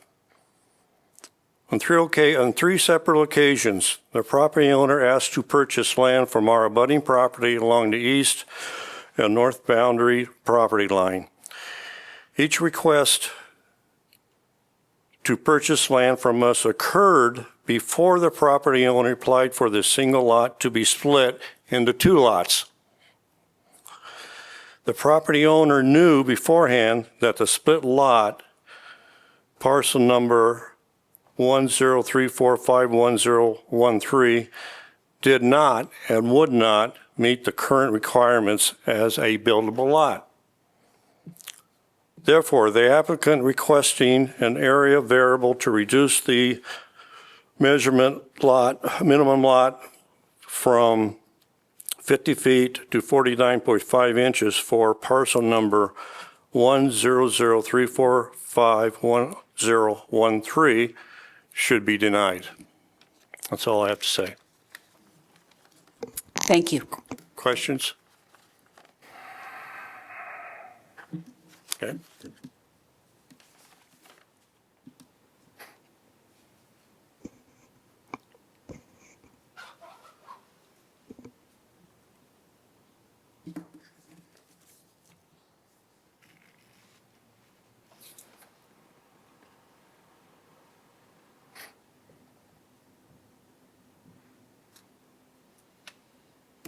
Hi. My name is Fred Bemke. My wife, Cindy Farthing, is here. We are the owners of 415 Kimball Road, which is next to the lot here in question. You've probably hopefully seen our letter that was included in the packet, so I'm not going to take the time to go through and repeat everything. We focus our objection and argument to deny the request on the same criteria, number 3, that's been discussed. The owner created the lot. Perhaps the city made a mistake, but the owner still created the lot and drew the dimensions, could have reviewed them with respect to compliance. I believe she worked for the University of Iowa's real estate center or group or whatever, and was off by 10 feet at the time, right? And now 7 inches or whatever it is. The lot was not buildable then. When it was created, it is not buildable now. The owner, Ms. Annis, who is, as we've heard, also the applicant here, was aware of that in 2015 when city told her. Also was made aware of that again in 2018. Shortly after she sold off the house at 409 Kimball, she listed the lot in question, the parcel in question. My wife and I made an offer to purchase it. We're not developers, but we did put a contingency in there that the city tell us that the lot was in fact buildable because we had some doubts about that fact. And so in response to that inquiry as part of our offer to purchase the lot, we put that in there probably because we didn't want to pay more than the lot was actually worth if it was not buildable. And the city sent the letter from the city attorney, which notes a number of remedies that were available, including, for example, either of the owners at 409 or 415 purchasing the lot and doing a boundary adjustment. That was an option for us, but given the much wider width at the setback, that would have eaten into our driveway, which was going to get really complicated. And so we decided not to purchase it. I would note that I'm not as familiar with zoning rules, but I know a little bit about what I've been told, at least in this case, in that letter from us to the city, which is also in the packet, right? They referred to the width at the 15-foot setback. And that is the reason, because it failed at that stated distance, that we didn't purchase the lot then. right? We would have purchased the lot if someone said it was buildable because that was our contingency. And then we could have made an adjustment then, or we could make an adjustment now with the reduced width at the setback in order to make the lot buildable. We might not build on it immediately, but that would be an option that is available to us as the residents at 415. So I think the main point I'm trying to make is that both in 2015 and 2018, the owner, who was the applicant, as has been clearly stated here multiple times, was aware that the lot was not buildable, right? And therefore, by requesting this variance, this new process that has only existed for a couple of years, did not exist at the time, lays out the 5 criteria. One of them is that it's not self-created, and it seems very clear to me that it is, in fact, self-created. I want to add a couple other pieces of information in response to some of the earlier statements. We, of course, as interested parties, when the special exemption was requested, also planned to attend and came to some of the board meetings at the time. I remember the one with the ice storm. That was interesting. There was another meeting, though, that we were all at, including Ms. Annis.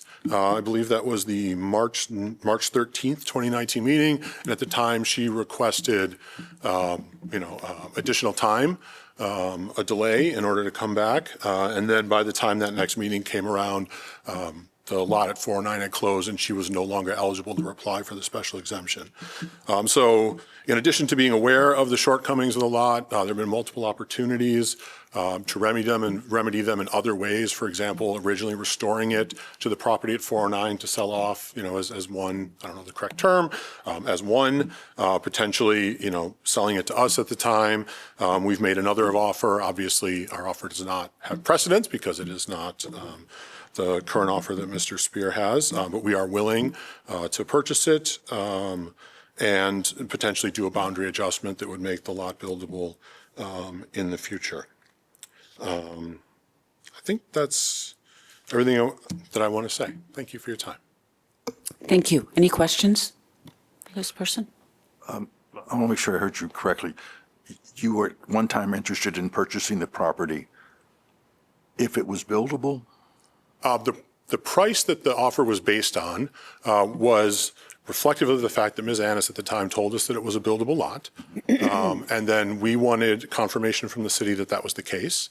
The letter from the city says that it was not, and we were not willing to pay a buildable price for a lot that the city told us was not buildable. And so you were no longer interested? So the contingency was not met, and our offer interested in buying the property? ended. Yes. Yeah. Okay. That's correct. Thank you. If you have something to say, you're going to have to come up and go through the, okay. Thank you, sir. Can you, we need to hear for our minute taker. I live at 415 Kimball. Was that the question? Yeah, we border on the property. I couldn't hear her, I don't know. Yeah. Okay, thank you. Okay.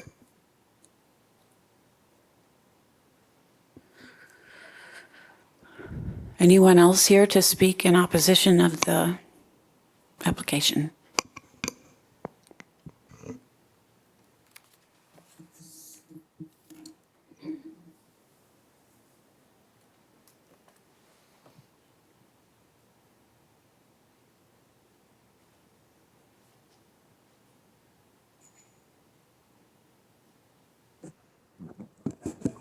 My name is Sandy Stile. I live at 409 Kimball Road. I also have to disclose that I worked at MMS Consultants for 10 years. Glenn Meisner was my boss. I started there in the survey department doing research for the surveyors and the engineers. I would be the person that they would come to and say, what can we do with this lot? I started there in 2007. Glenn Meisner hired me. I left in February of... Sandy, I've been asked if you could speak a little bit louder, thank you. I left in February of 2014 to go to Shive Hattery, and I worked in the civil team there for 3 years. And then when Glenn was stepping down for retirement, they asked me if I could come back. So I started back in April of 2018. Glenn was the first person I talked to when I looked at this property. based on what you have, what questions you have before, I'm probably the most qualified to answer them. I've also been working on at Sustainable Landscape Solutions for the last 3 years. So I've actually gotten field experience on building the things that I've been working with for the last 15 years, building retaining walls, and I learned quite a bit. My biceps will never forget what wet roadstone feels like. The distance at the setback line, which is 15-foot setback line in an RS5 zone, it's 49.67. I know that because I worked in the survey department. Last year, on May 23rd, 2025, I was working from home, and the applicant came out, and he was, they were going to mow the lawn, and I came out just to inquire what was going on. I informed him at the time that the lot didn't meet the width standard. He got pretty agitated. I had to ask him 3 times to step back. The reason I remember the date was because I texted my neighbor, Mary Lucas, because I was scared after the altercation, and I said, "Can I come over to your house?" So I have the text. But the lot is not buildable. It's actually never been buildable. When it was created, when Glenn originally did the work in 2015, it wasn't buildable then. So it never met the width requirement. I wasn't there in 2015. I was at Shive Hattery, so I don't know what was on the survey outline. I would have been the one doing the research before, but I can't say what happened inside MMS's walls at that time. So, but I'm open to any questions you have. So basically, there's no unnecessary hardship here. She's known the whole time that it's not been buildable. So, and I'm sorry that Michael Spears, he wasn't informed of that. Could you clarify for the record, when you say you spoke to the applicant, who you spoke with? Andrew Annis. Okay, thank you. Any questions you have about, what's that? You also spoke to Mr. Spear? No, I've never Okay. met Michael The before. person that upset you was not Mr. Spear? No, it was not. No, it was not. No, MMS actually created Country Club Estates. It's a good subdivision. Sandy, can I ask you a quick question? Sure. I cannot tell from the street about the topography of that lot. I know this sort of not directly related to the application, but is that lot flat or? No, it's not. It's not flat at all. And when Glenn created the lot, Glenn was my teacher. It had nothing to do with the topography or anything. He was just trying to get the minimum amount of frontage required, and that was based on her requests to him. I can't release those emails to you because that's inside MMS. All right, thank you. Any other questions for Sandy Steele? Style. I'm sorry. No, okay. Thank you, Sandy.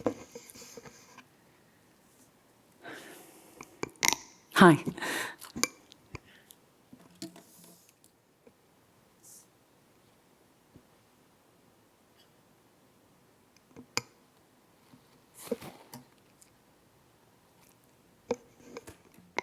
Hi, my name is Mary Lucas.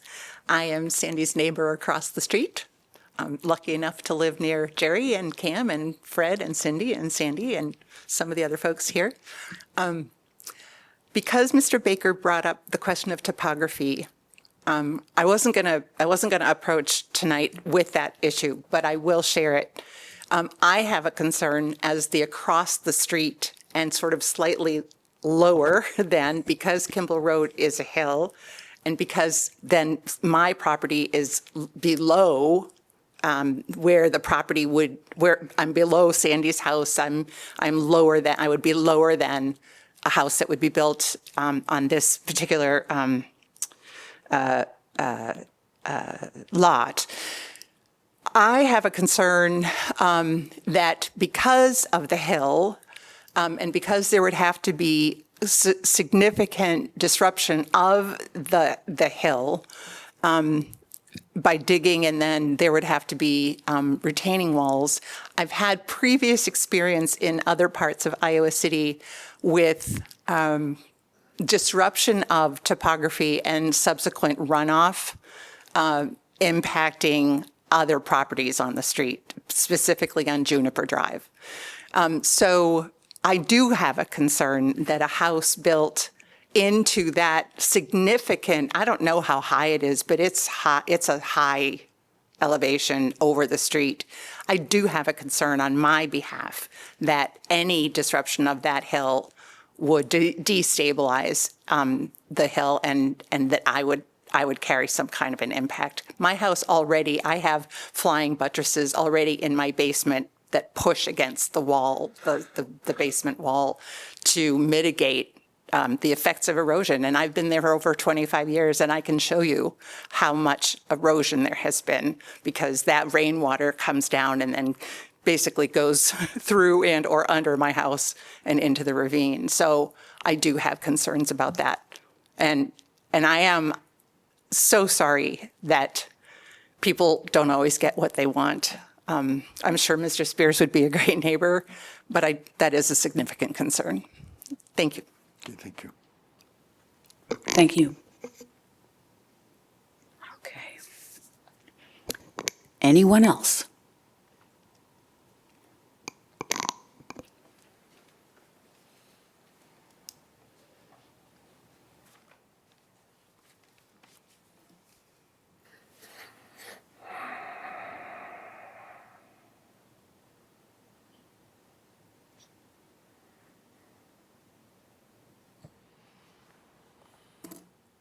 My name is Patricia Hayek. I've lived on Kimball Road for 57 years, and I've seen a lot of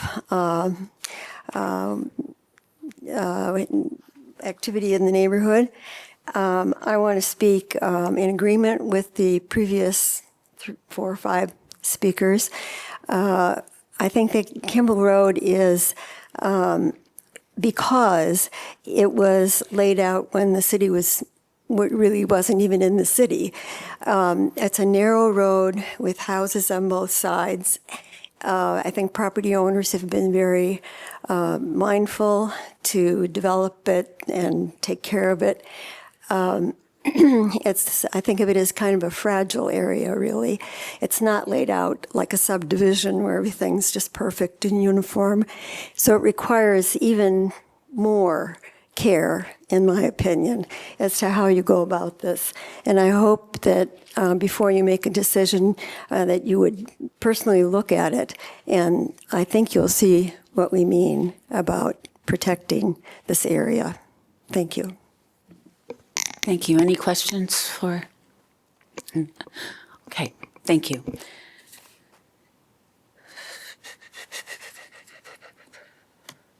Okay. Can we ask questions? Let me see where we're at. Before we move on, Mr. Annis, would you be able to come back up and just clarify, as the applicant's representative, your position on the application for the record? Just given that we heard from Mr. Spear that he didn't have as much coordination. If you wouldn't mind just clarifying that for the record. And I might add, too, if you have any responses to previous comments that were made. I do, yeah. Thank Okay. you. Yeah, You I may just- state them now. I am going to ask that you be as brief as possible. Will do. I'll be very concise. So on the day in question from Ms. Style, I was trying to show a young college person that I was training how to take care of the lot to keep it nice, and I was not expecting any interaction. And then to be approached completely unsolicited and told that the best move that we had was to sell that individual the lot for what it had been appraised at. And then I raised the question, well, I don't know, it's all that somebody did was make it so we don't have to sell it because the property taxes are lower, but I'm really weirded out that somebody would reevaluate the property that isn't the owner. But I did ask the assessor's office, and they said that stuff can happen. You don't have to be an owner of a property to get it reevaluated. That was where I got a little bit like, please don't come at me right now. I'm in a stressful moment in my life trying to move my mom out of her house and just trying to get this lot cleared up. And if it came off as aggressive, I apologize. I kept my distance. I stayed on our property, and I did not expect to be approached at all at that time. I'm a very calm person, but that was a really weird day.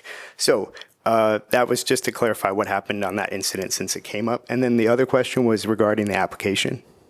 What? Yeah, just to clarify the applicant's position on the application, given that Mr. Spear submitted it. Yes, our application is that since Mr. Spear has a plan and was interested in purchasing it, we would like for this transaction to go through because he made an offer and it was accepted, and we wish for him to be able to create the home on the lot that my mom always thought that he and her would make on that lot someday.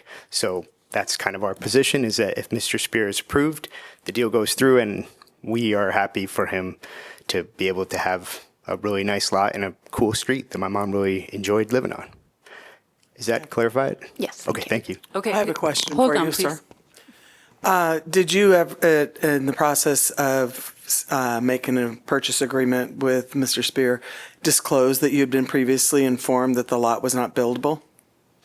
I was not part of that setup. Did your mom negotiate with him, or did you negotiate with him for the sale of the lot? My mom did that from Kansas. Actually, our realtor did. Okay. So did anyone disclose to him that the city had said that lot was not buildable? Yeah, before the accepting of the agreement, that was, and then the Mr. Spear's agent, the realtor, and they said, we would like to put a contingency in the offer before we sign it then that says that it will be made buildable. And we said, that's fine with us, because we figured it would make more sense to apply and sell the lot with the city knowing that somebody was going to build something on it. So the agreement does have a contingency that it's only valid if the lot is buildable? They have the option, should the city decline to sell, or maybe to convert the lot to buildable, they have the option to back out of the offer. Yeah. Thank you. And I don't know if we got any clarity about whether or not Mr. Spear was informed early in this process that the current status was unbuildable. Did we get a clear answer on that? Yeah. So, again, Michael Spear. Yeah, it wasn't in the listing either way, whether it was buildable or not. I wouldn't have relied on that anyway, what it said. I mean, You said it wasn't in the listing. Was it discussed? No. So the lot came for sale. It's just, the listing was just the description of the lot. I called my agent, Carrie Jewell, and was excited to buy it. I looked into it, looked at the zoning code. By my read of the zoning code, it's a buildable lot as it sits right now. I made a full price offer, no contingencies. It was extended as a courtesy, but there is no contingency on the outcome of this thing actually in the contract. Now, it sounds like they'll let me out of it, so that's good to know. Okay, but legally, I'm on the hook. That's the truth. You do not feel like you were misled? No, I don't feel like I was misled. My interpretation, the building official that I went to and saw that day, Nothing agreed that with the me that the buildable seller lot. said to you led you to believe that there was any problem? It was not disclosed that there was any issue with buildability. My opinion is there are no issues with buildability. Again, I tried to kind of make my case. I do this for a living. I read the code. There's nowhere that says this house is not going to be built on that 15-foot line. The building department's going to require it to either be the 20-foot 6. Depends on that interpretation. It's really how far what you measure. It's not going to be 15. It's going to be 20'6" or further back than that. And so where it actually is going to get built, it's like 51, 53 feet. It's between 51 and 53 feet. And if you just look at the definition of like what lot width and frontage is, the zoning doesn't say that. And the reason is for this situation. That's the reason. If they wanted it tied to the zoning, it would say that, it would make it literal. But then that would mean a lot built on Kimball now would literally be at, if say this lot was 7 inches bigger, you'd build that lot at 15 feet. The building inspector's never going to let you do that. The other houses that right next to her are 28 feet back. So you would look really weird, right, to have a house. And again, Kimball Road is 30 feet wide frontage. There's 60 foot's the standard. So again, you're normally you'd have, 15 feet of right of way. That's not here on this lot, because normally a right of way is 60 feet for this width of street, right? That's why the sidewalk's 30 inches just on one side. There's no sidewalk on the other side. The topography of the lot actually is phenomenal. It's perfect. It goes up like 5 feet. So, that's where you set it. It falls to a perfect walkout, just like the neighbor next to it has. It's a great lot. As far as the building and drainage and runoff, that's all handled as part of the code and the building process. We have to maintain silt fences, we build. There's no issue with controlling any of that in the building process. That can all be done. Okay, thank you. But I don't feel like I was misled. By my professional opinion, it's buildable by right on 2023. Okay, thank you. So I don't feel misled. Disagree with the planning's position vehemently. This would be your time, Mr. Spear. If you would like to respond to any public comments, you may. I would like you to ask planning if what changed between why tell me you'd support it, because I wouldn't be here. I would have done a zoning interpretation. So that's what I'm saying. That's what I'm saying. What I mean by that, a zoning interpretation is a different process. So, but the staff said, hey, this is the easy way. We'll support you. In my experience, you just go with staff. You don't fight them. So I wouldn't have been here. I would have gone the other way. So it's been very frustrating for me. I would have bought the lot already too. Like the way this really should have gone is I should already own it and probably have a building permit by now. I'm not sure why planning's involved. The lot's platted. It's a building issue. It's not a planning issue anymore. Planning would have been if they didn't sign that thing. As soon as that thing got signed, and that mistake was made, the lot became a lot. So me as an owner, how would I ever know that? Coming to evaluate it. Like, it's not non-conforming. I just really put that in because even if it was non-conforming, the code still says it's buildable. If you just read the code, it's a buildable lot. But practically, from your point of view, you wouldn't want to build a house on 15 feet on this lot anyway. It wouldn't make any sense. So to me, you should apply the standard where the house is actually going to get built. And that makes logical sense. But I have a lot of paths forward. I'm not afraid of any of them. So whatever you decide tonight isn't going to change the outcome. I'm going to buy the lot, and I'm going to pursue those paths. But I didn't create this problem, for sure. And I don't think it is a problem, truthfully. I think in 2023, it got settled, which was the intention of that. The intention of that was to bring more affordability. Even the variance language, if you read it, the intent is to bring more online, right? It's for this exact situation. We're talking about 6 inches here. And it's really 6 inches not where the house will be built. Where the house is built, where the code says the house has to be built. This is probably a more rigid thing. Averaging is not a choice here. You don't maybe get to do it, you have to do it. Because the building inspector doesn't want to have to let you build it at 15 feet when the neighboring houses are further back. It would ruin the street flow. I don't know if any of you walked the lot. Thank you for mowing it, by the way. It's absolutely a beautiful lot. You could even tell more now that it's mowed. I'd be really excited to build a really nice home there. So, and I'd be a good neighbor, I think. So, and no begrudge on anyone here who speaks against it. I understand. I've been through this a lot too. Nobody likes change. And if we haven't got to the safety of the children yet, we're not done with the meeting. Okay, all right. Thank you. Staff, do you have any additional comments? And I guess I would ask if anyone can address Mr. Spear's question of what changed.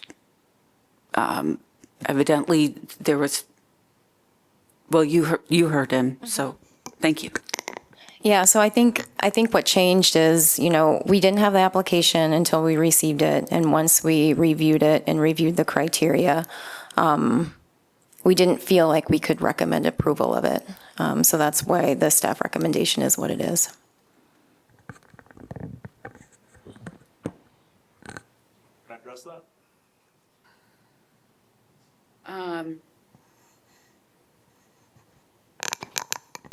I think, well, you're up there. Yes, go ahead. So why advise that path to me then? Because I would have done the zoning interpretation, which was the path I thought was the right path. So I didn't want to be here tonight. I was here on the staff's recommendation. So I'm not quite sure how, that's pretty harmful to me at this point. I have to make a decision here on the 17th, right? And I appreciate the sellers wanting to let me out of it too. That's very generous, honestly. Because you don't legally have to. I've been in real estate long enough to know. Okay. I can address that. Would the board like to have any more clarity from the real estate agent? Yeah. Yes, okay, yes. Go ahead, please. Yes. The realtor, I'm sorry, I don't know if I... Okay, I'll say. Okay, thank you. I didn't expect to speak tonight. Not great in front of a group.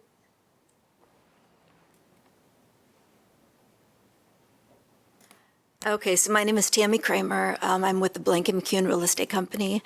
Linda Annis contacted me, I think it was the end of January, excuse me, to list her lot. I was a little bit familiar with the property because I formerly worked with Lynn Weinstein, and so I was around when Lynn listed Linda's house.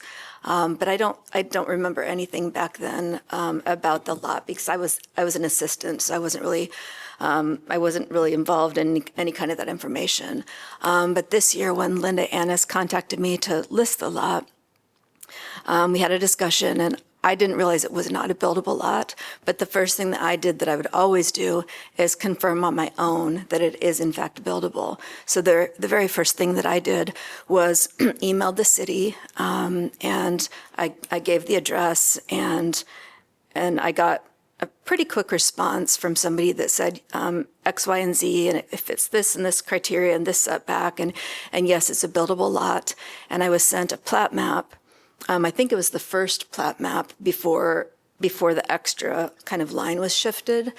And so I was satisfied with that. But then I was looking at an aerial view on the computer a couple of days later, and I noticed the plat map that I had been given didn't match the way the plat map looked on the assessor site, because I saw that the shape had changed. And so I contacted the same person and I said, listen, the plat that you gave me seems to have changed. I noticed this on the assessor site. So now I need to find out if this is the current specifications of this lot because it's changed. Is it still a buildable lot? And she did some research and she got back to me shortly thereafter. And she said, yes, X, Y, and Z, and this, it doesn't change anything. It's still a buildable lot. So I had my answer, and so I listed the lot for sale, and we got an offer right away the next day. And there were no contingencies on the lot, and I don't know anything about Mr. Spear. I'm sorry, can I, yes, ma'am? Oh. You've made a statement a couple of times about somebody you spoke to in the city twice confirmed that it was a buildable lot. What department, what person?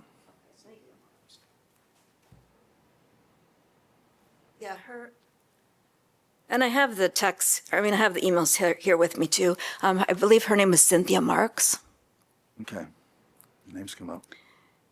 And it was shortly thereafter that one of my brokers contacted me and he said, listen, are you sure that's a buildable lot? And I said, yes, I had checked twice with the city to determine if it was and to verify that it was. Why are you asking? He said, well, somebody called me as the broker of my company, a neighbor or somebody, and said that they didn't think it was a buildable lot. And he said, so I think you need to look into this further and talk to a couple of other people. So I did speak with, did I speak with you, Ann? Yeah, because, Tim, so I spoke with Ann Russett, and then Ann sent me an email and kind of explained, she said that it had kind of a weird past, and there had been a lot of history with that lot that I guess I didn't realize. And so she said she did not think it was a buildable lot. So I contacted the Mr. Spears agent right away, and I said, "Listen, I didn't realize this wasn't. I'm being told two different things, but it seems as this is not buildable." And he still wanted to pursue the lot because he thought he wanted to probably, I assume, eventually get a variance or get some special exception or whatnot. So we worked with him and kept kind of extending our time from when we were supposed to close until he could get more information and more information.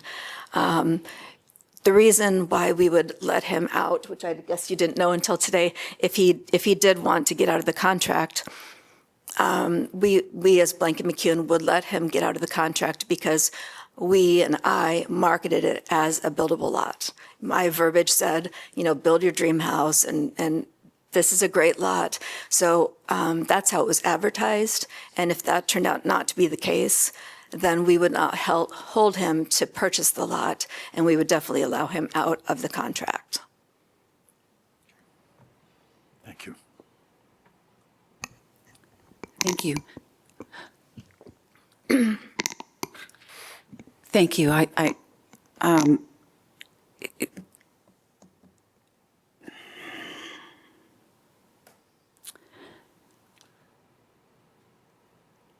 Okay.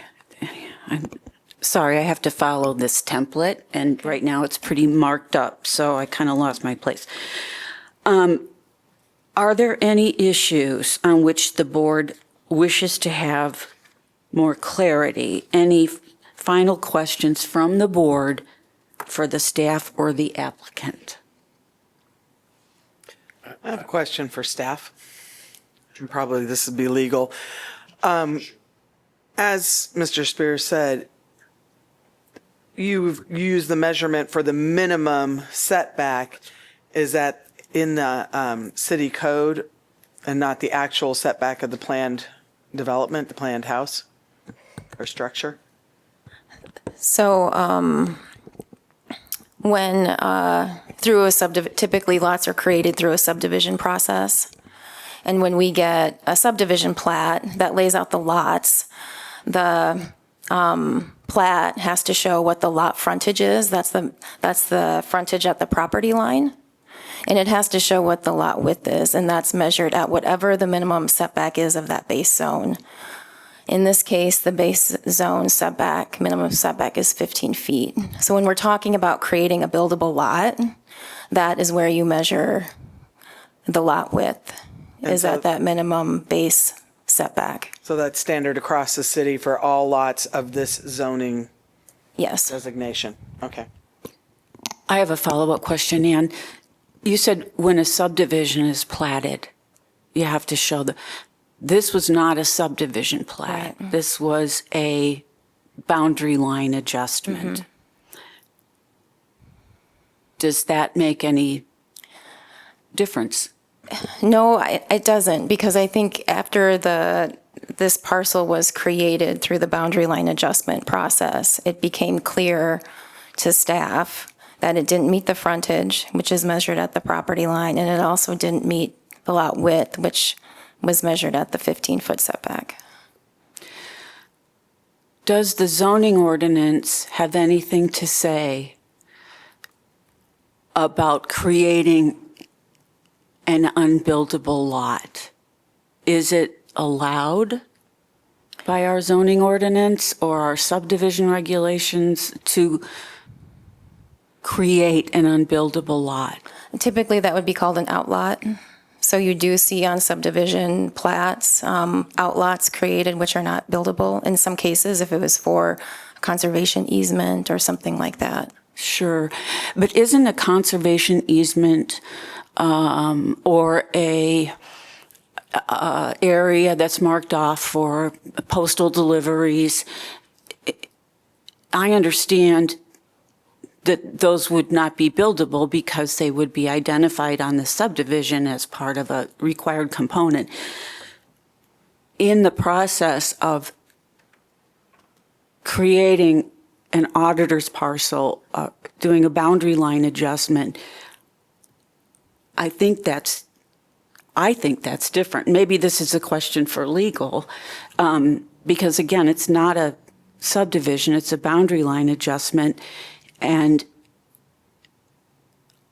I wonder if it is allowed by anyone to create a non-conforming lot.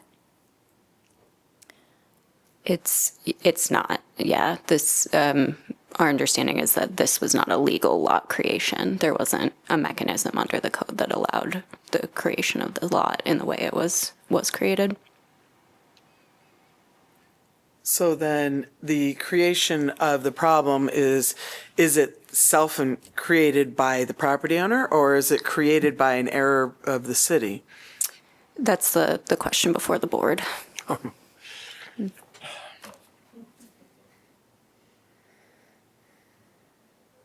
I have a question for the audience. Go ahead. Okay. Yeah. I have a question for the audience, pro and con. Mainly con, I guess. The question is, if we grant this variance, will you be harmed? I mean, put it in nuts and bolts for me so that I see, the physical realities of this empty lot being turned into a buildable lot. It seems to me that most neighborhoods, I'm just going to tell you, most neighborhoods don't want empty lots. Most neighborhoods want infill, et cetera. So I'm just curious, what's the harm? So I live at 409 Kimball Road. The setback is 5 feet. What's shown on there is 5 feet from my foundation. I'm sorry, could you please just state your name again? Sandy Style. Thank you. It's from the foundation. Can you show the picture with my fireplace in it? Oh, yeah. The photograph of the lot, Lisa? Yes. Thank you.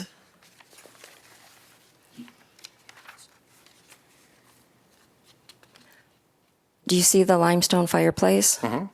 That's in the setback. So that's one concern. The other concern is the lot line, if it was your property and you saw where the lot line is cutting right in front of my picture window, would you feel like your property is being harmed or that the value of your home is being impacted? Does the light, air, space, and fire safety, the statement that you guys have to read at the end, would building this house that close to that affect the light, air, space, and fire safety for me? And it does.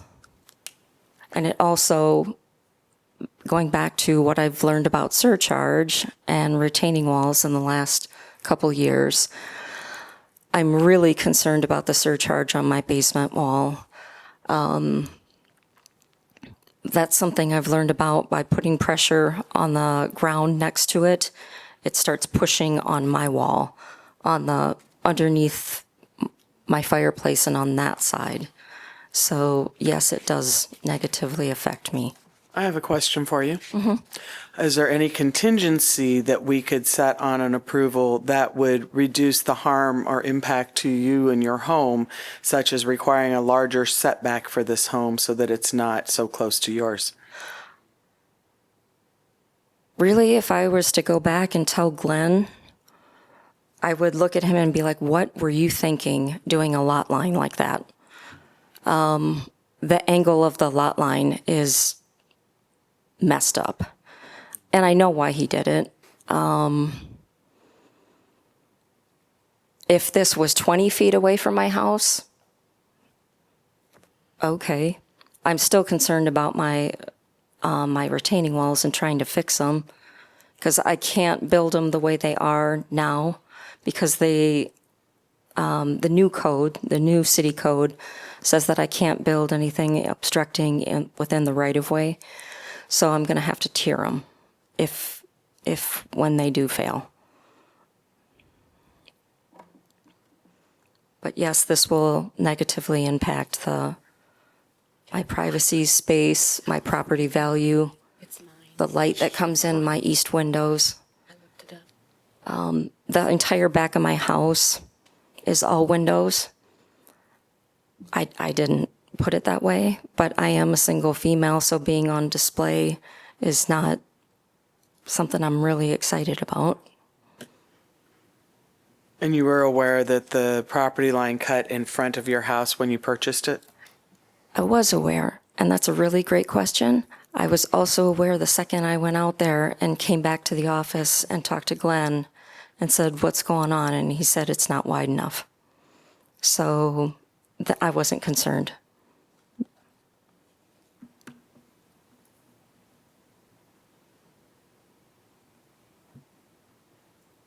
Any other questions for staff or the applicant? Please wait. Thank you.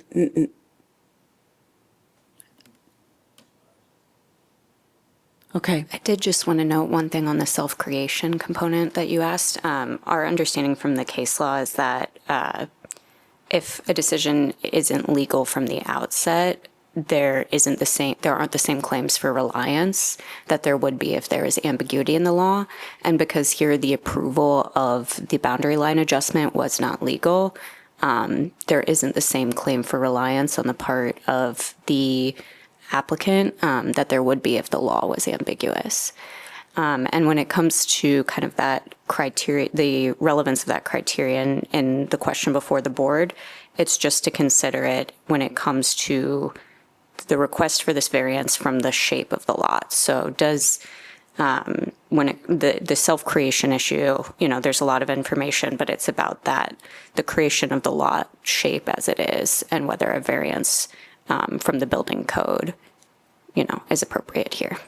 So does that mean then that the city's error is not a factor that we can consider? Not that it's not a factor, but that the legal advice, just from my position advising the board, would be that the situation is different because the legal error was clear at the time of the creation of the boundary line adjustment. And who's responsible for the legal error? The creation of the,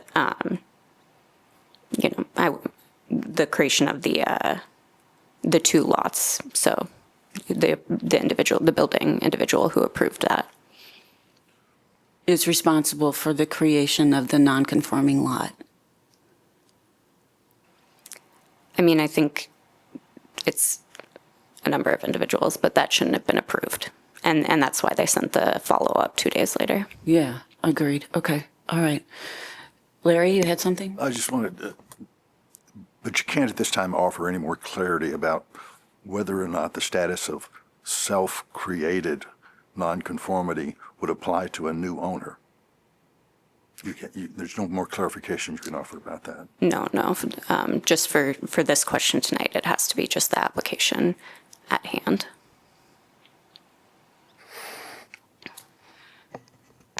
Okay, at this point, I want to mention that if a majority of the board believes that additional information is needed, the public hearing can remain open and the matter deferred until our next meeting, if someone makes a motion, but the majority of the board has to concur. Just want to point that out in our procedure. Do you need a motion for that? Yes. And then we would vote. So someone would need to make a motion. Move that this issue be deferred to our next meeting. Wait a minute, I can't hear him. Can you speak into your microphone? So I would like to move that this application be deferred to the next meeting. First of all, for the staff to respond to this lengthy information about Mr. Spear, I cannot absorb this that quickly, nor do I have the staff responding to it that quickly. There's some issues about self-created nonconformities that need to be addressed some more. So I would say, fortunately, Mr. Spear has another decision to make, but for the purposes of this board, I would prefer that we defer this to the next meeting. Do I have a second? Do we have a second? I'll second. Let me ask you a question. Could we do this in 2 weeks rather than a month? Oh, I'm sorry. That's a good. A regular. Because you close when? 17th. I'm sorry. Before that. July 17th. Okay. Still have one thing to get a clarification on. I think, okay, all right. I've asked 3 times and multiple times tonight, could they show me in the code where it says 15 feet? I'd also point out that the building department told me it's buildable. I don't know what Cynthia Mark's role is, but maybe it's building. I feel like the issue is this is a building issue, not a planning issue. Yeah. And that building sees it as buildable. Mm-hmm. Understood. There's a lot of But I understand the mixed, hesitation. and some of these questions, I think, are honestly for our attorney's office to parcel through. I think your arguments are compelling.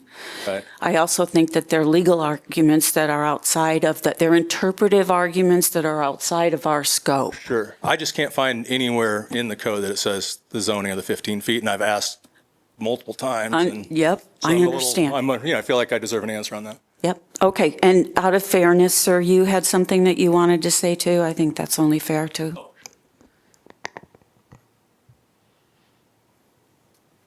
So I mean, just reemphasize the main point that what I heard said a moment ago about legal was that since the requirements were clearly stated at the time the lot was created, like it's not the person creating the lot should have been aware of them, had the responsibility to be aware of them because there was no vagueness, and therefore is still like viewed as the creator, even if the city made an error. If the city made an error then, it made an error to us when they told us the lot was not conformable, when we had an agreement to purchase it. We would be harmed because we would own the lot today if the city had told us that it was buildable. And the last thing I would add is just as a question, if you do vote to postpone this, and Ms. Annis is no longer the owner, does that not render the current application irrelevant? I didn't hear that last question. Could you state that again? I didn't hear. Yeah, I can repeat that. If you vote to postpone, Ms. Annis will no longer be the property owner, which means she's not eligible to apply for it. It would seem the current applicant would no longer be active or eligible. I think that's a question again for legal to talk about. It's kind of I don't know if it's exactly a contractual matter, but it is beyond our scope. We look at what tests have to be met. There are 5 of them, and that is how we present a decision, and it revolves around who made this unbuildable lot, of whose making was this. But clearly, it's a moot point if the applicant doesn't own the property by the time of the deferred meeting, that we would have to start over. I don't know that it is a moot point, simply because we have, as Ann pointed out before, we have had engineers and other professionals representing an owner and acting as an applicant. Is that not correct? Is that not what you said? Yes, but they're not the applicant, technically. The owner is the applicant. The property owner will always need to be the applicant. And so, yes, this application needs to be, is valid as from the current property owner.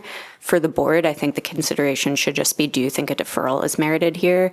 That's the question, for consideration. We don't have all the information about the closing process. That's outside of what's necessary to consider for a deferral. Okay, thank you. All right, we've got a motion and a second that the public hearing should be, that the public hearing may remain open and the matter be deferred until the next meeting, whenever is. But again, without clarification whether or not the issue is still. Could you speak into the mic? I'm sorry. Sorry.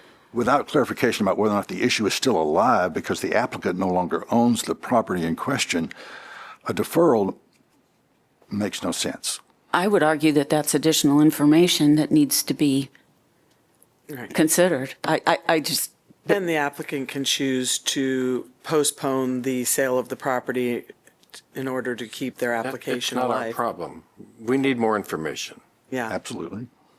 So again, I have a motion and a second to defer until the next meeting. Should we take roll call? Sure. Vandergast, Yes. Tallman, No. Russo, Yes. Swigert, No. Baker. Yes. Okay, that's the majority.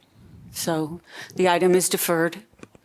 And staff, I assume that you will get in touch with the applicants as far as scheduling another meeting? I'm assuming it's the August meeting? It will be at the regular meeting unless a special hearing is called for, which can be done. Okay. And who makes that determination? The chairperson. That's me. The board. It would be at the request of 3 or more members of the board, the chairperson can call a special meeting.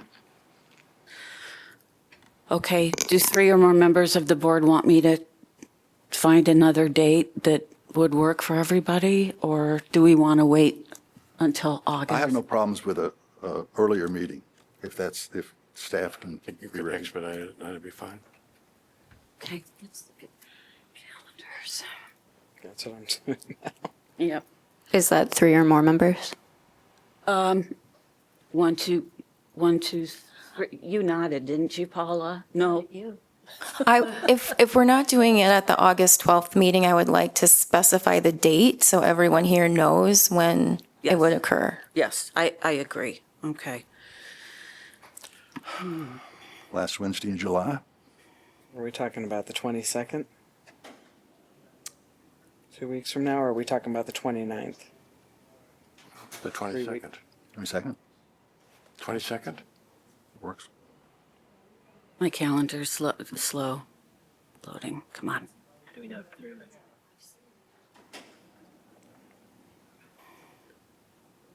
go. Okay, so we're looking at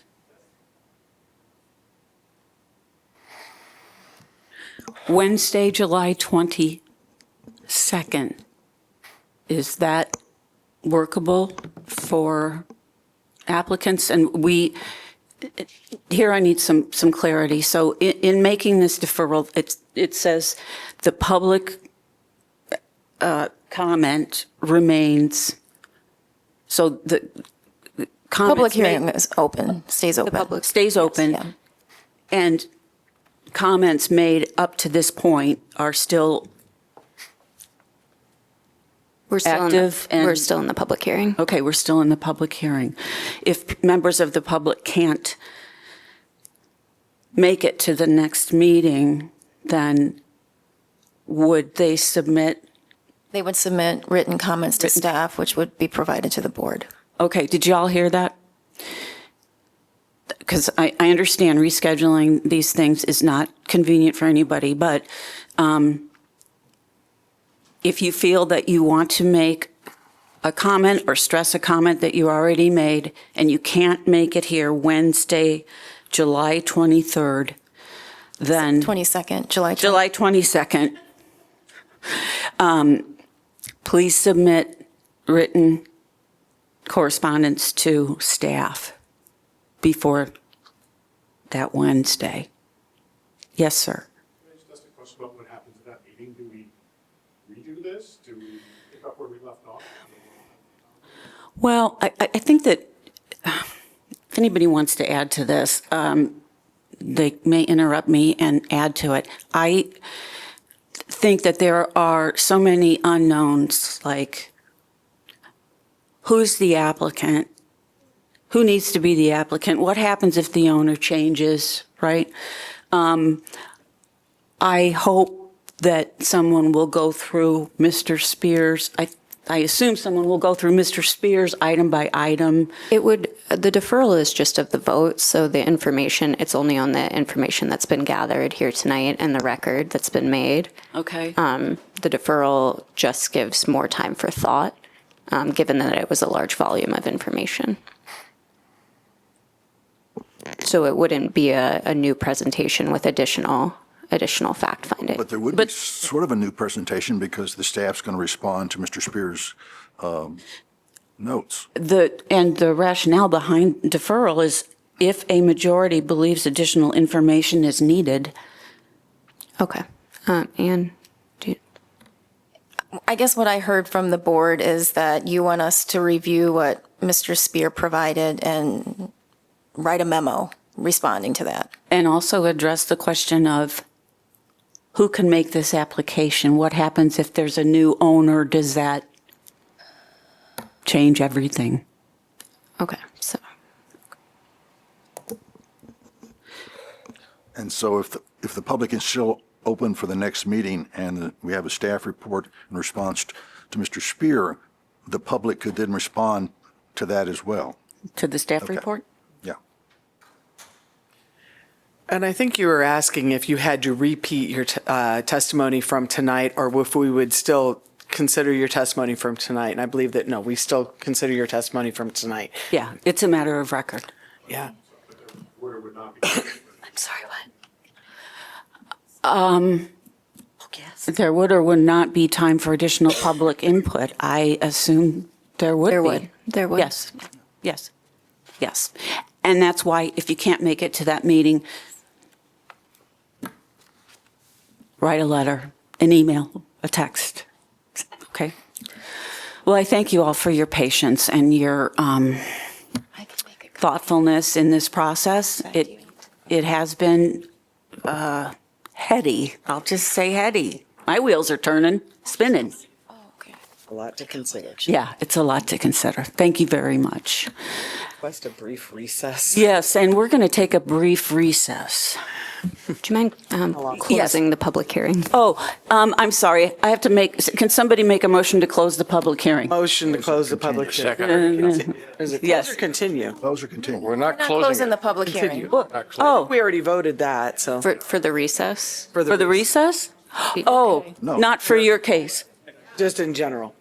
Can we just take a break? Yeah, we can take a recess. Without. Okay, yeah. Yep, okay. Yeah. Just Okay, thank you. Sorry about that. No, that's okay. How long? You might want to let people know how long. How long do you? 10 Is minutes. there just a anybody restroom. here for? The Brown Street thing? Is there anybody here for the next case even? Well, we'll find out when we get back, I guess. Yeah. Let's just do it. So just a 10-minute recess? Take your 10 minutes. My goodness. I could use a cigarette. Can we go get No, they're not. Can we go get a drink? Which bar did you want to go to? The closest Is that one? closest one? Isn't there one right down the street? What's that called? The Green Bar? The green room. Green Room?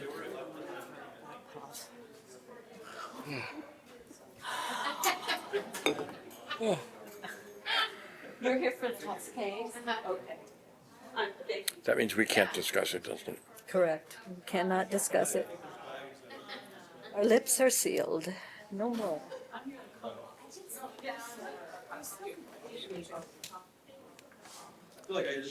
my God.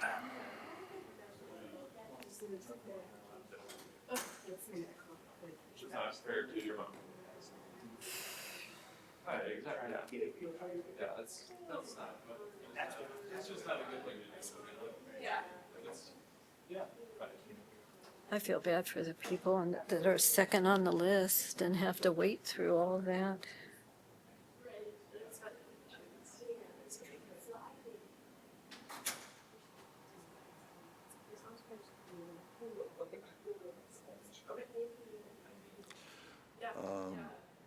guess where I'm at? No, I'm not at the hospital having a heart attack. I'm still at the meeting. It's running a lot longer, so you're going to have to sort of snack on something until I get there. I don't think I'm going to have dinner in time for you, okay? We're just halfway through right now.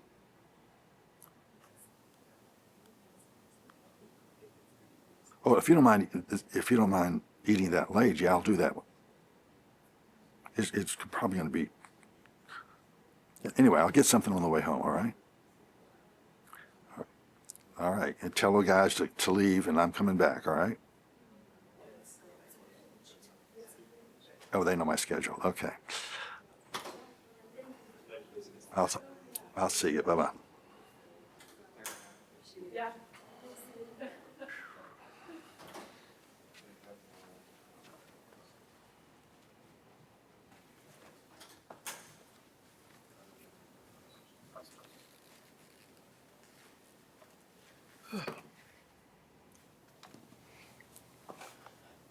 Next to be quick and easy, right?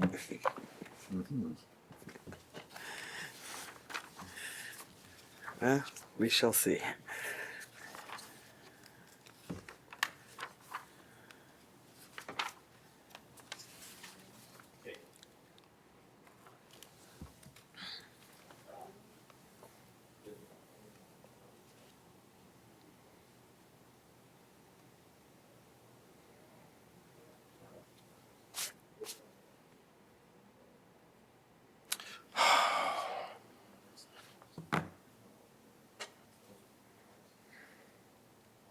We should get paid. The city council gets paid. So does the board of supervisors. They get paid a lot. Do you suppose the bathroom's full? I waited just a tiny bit to see if I could. Kentucky. Where's the nearest water fountain? Is this probably no Through different? the hallway there? I think it's, yeah, it's through the hallway by the bathrooms, I think. And if not, it might be down the stairs. What is that? What is that right there?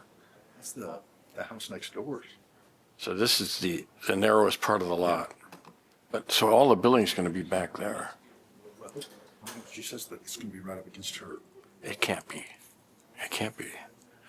Where's that? According to that site plan, let's see what you can say that. I think they have to move it back.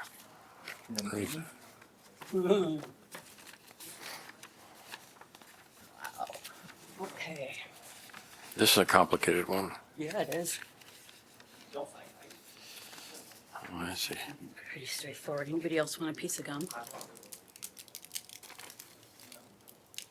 Oh, my God. Sure, thank you.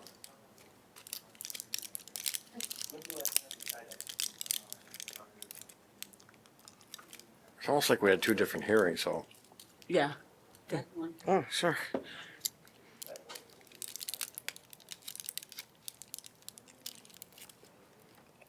Alex, one piece of gum? Oh, I'm okay, thank you.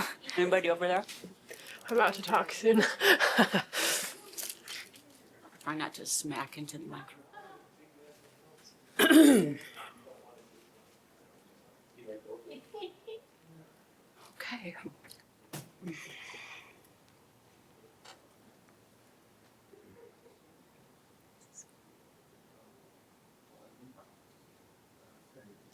Second.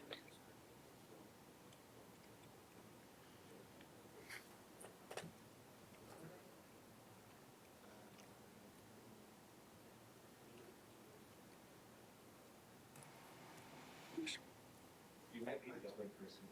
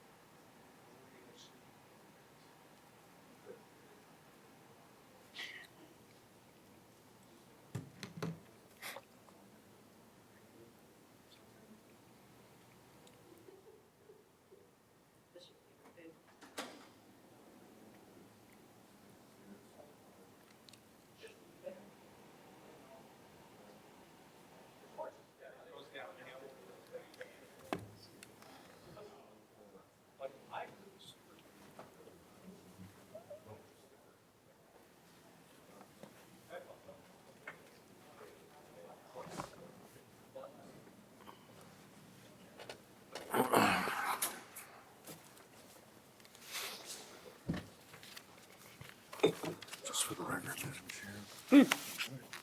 Well, thank you.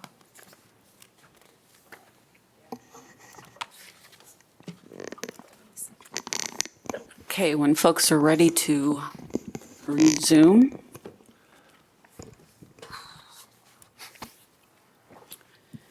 Next item on the agenda,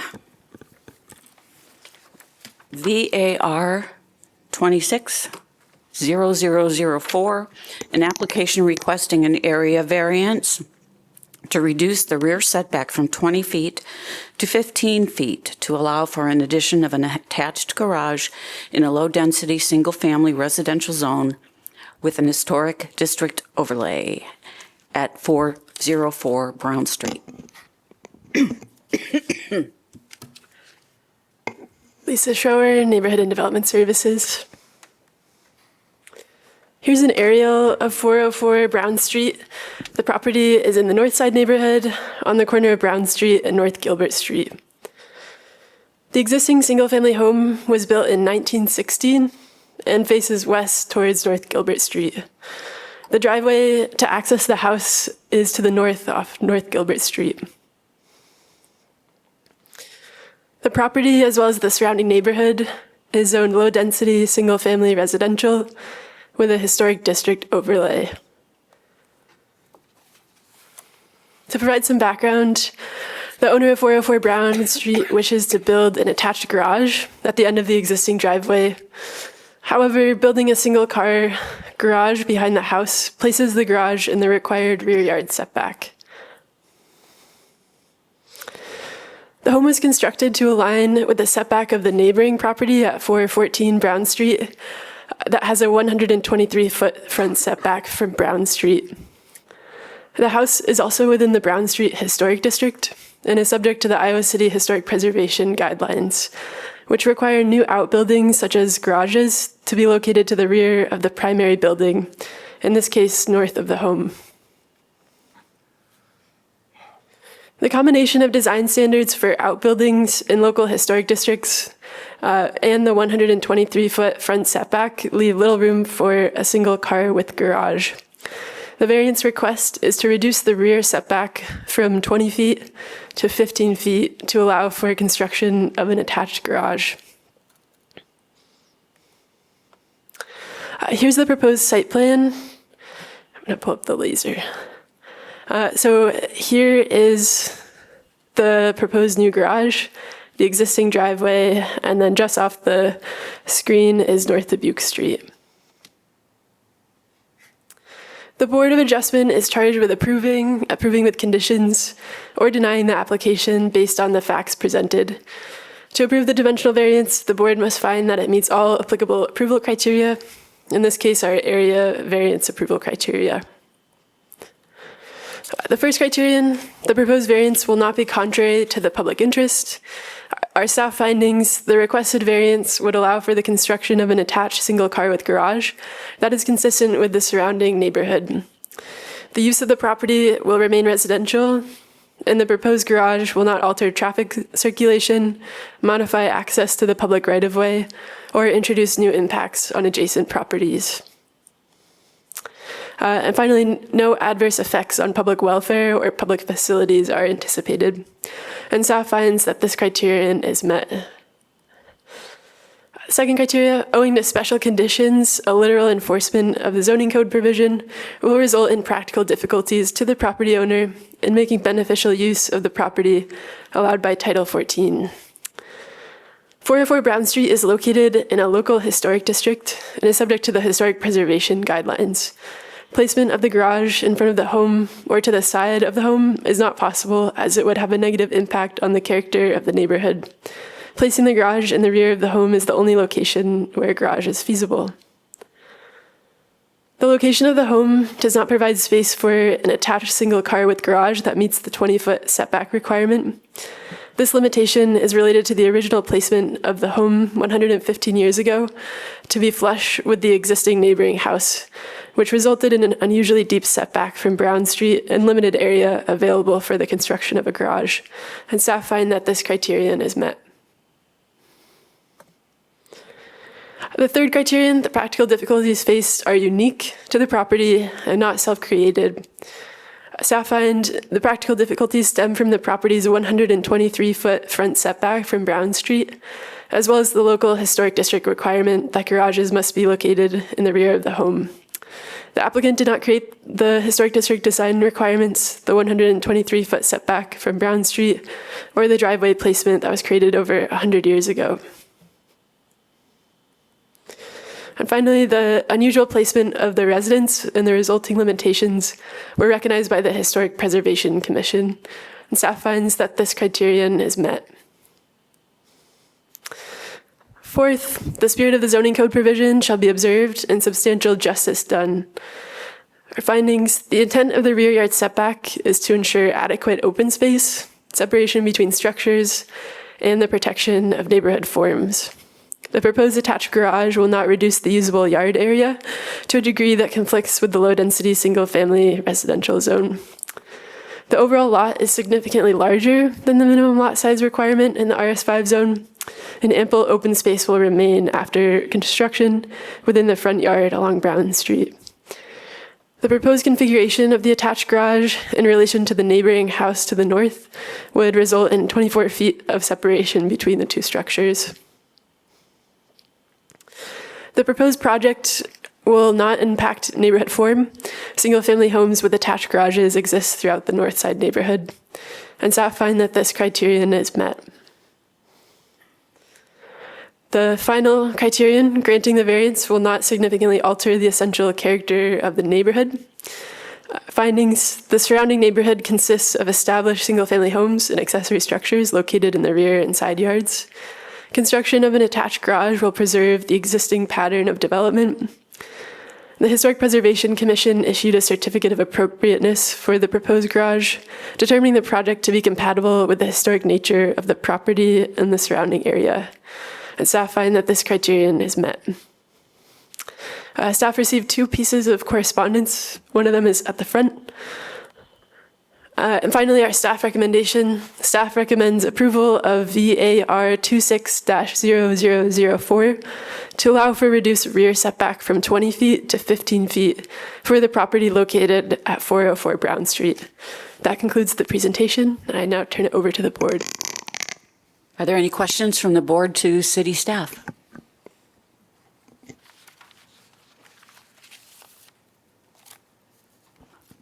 Okay, applicant, would you like to present your proposal? Please sign in first and last name, address, and speak clearly into the microphone. There's no writing utensil. Oh, I can give you one.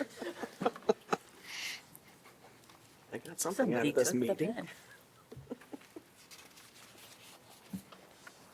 They didn't leave empty-handed.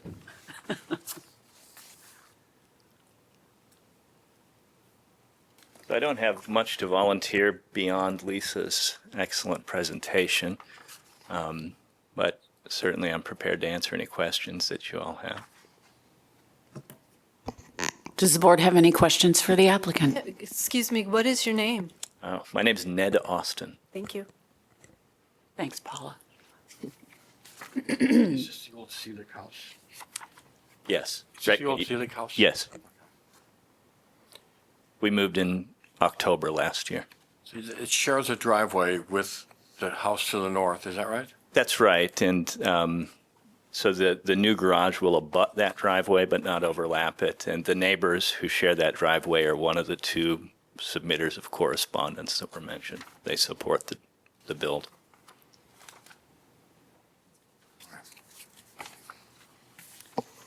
Okay, public comment is open. First, from those who favor the application. Does anybody have anything to say? Okay. Any oppose?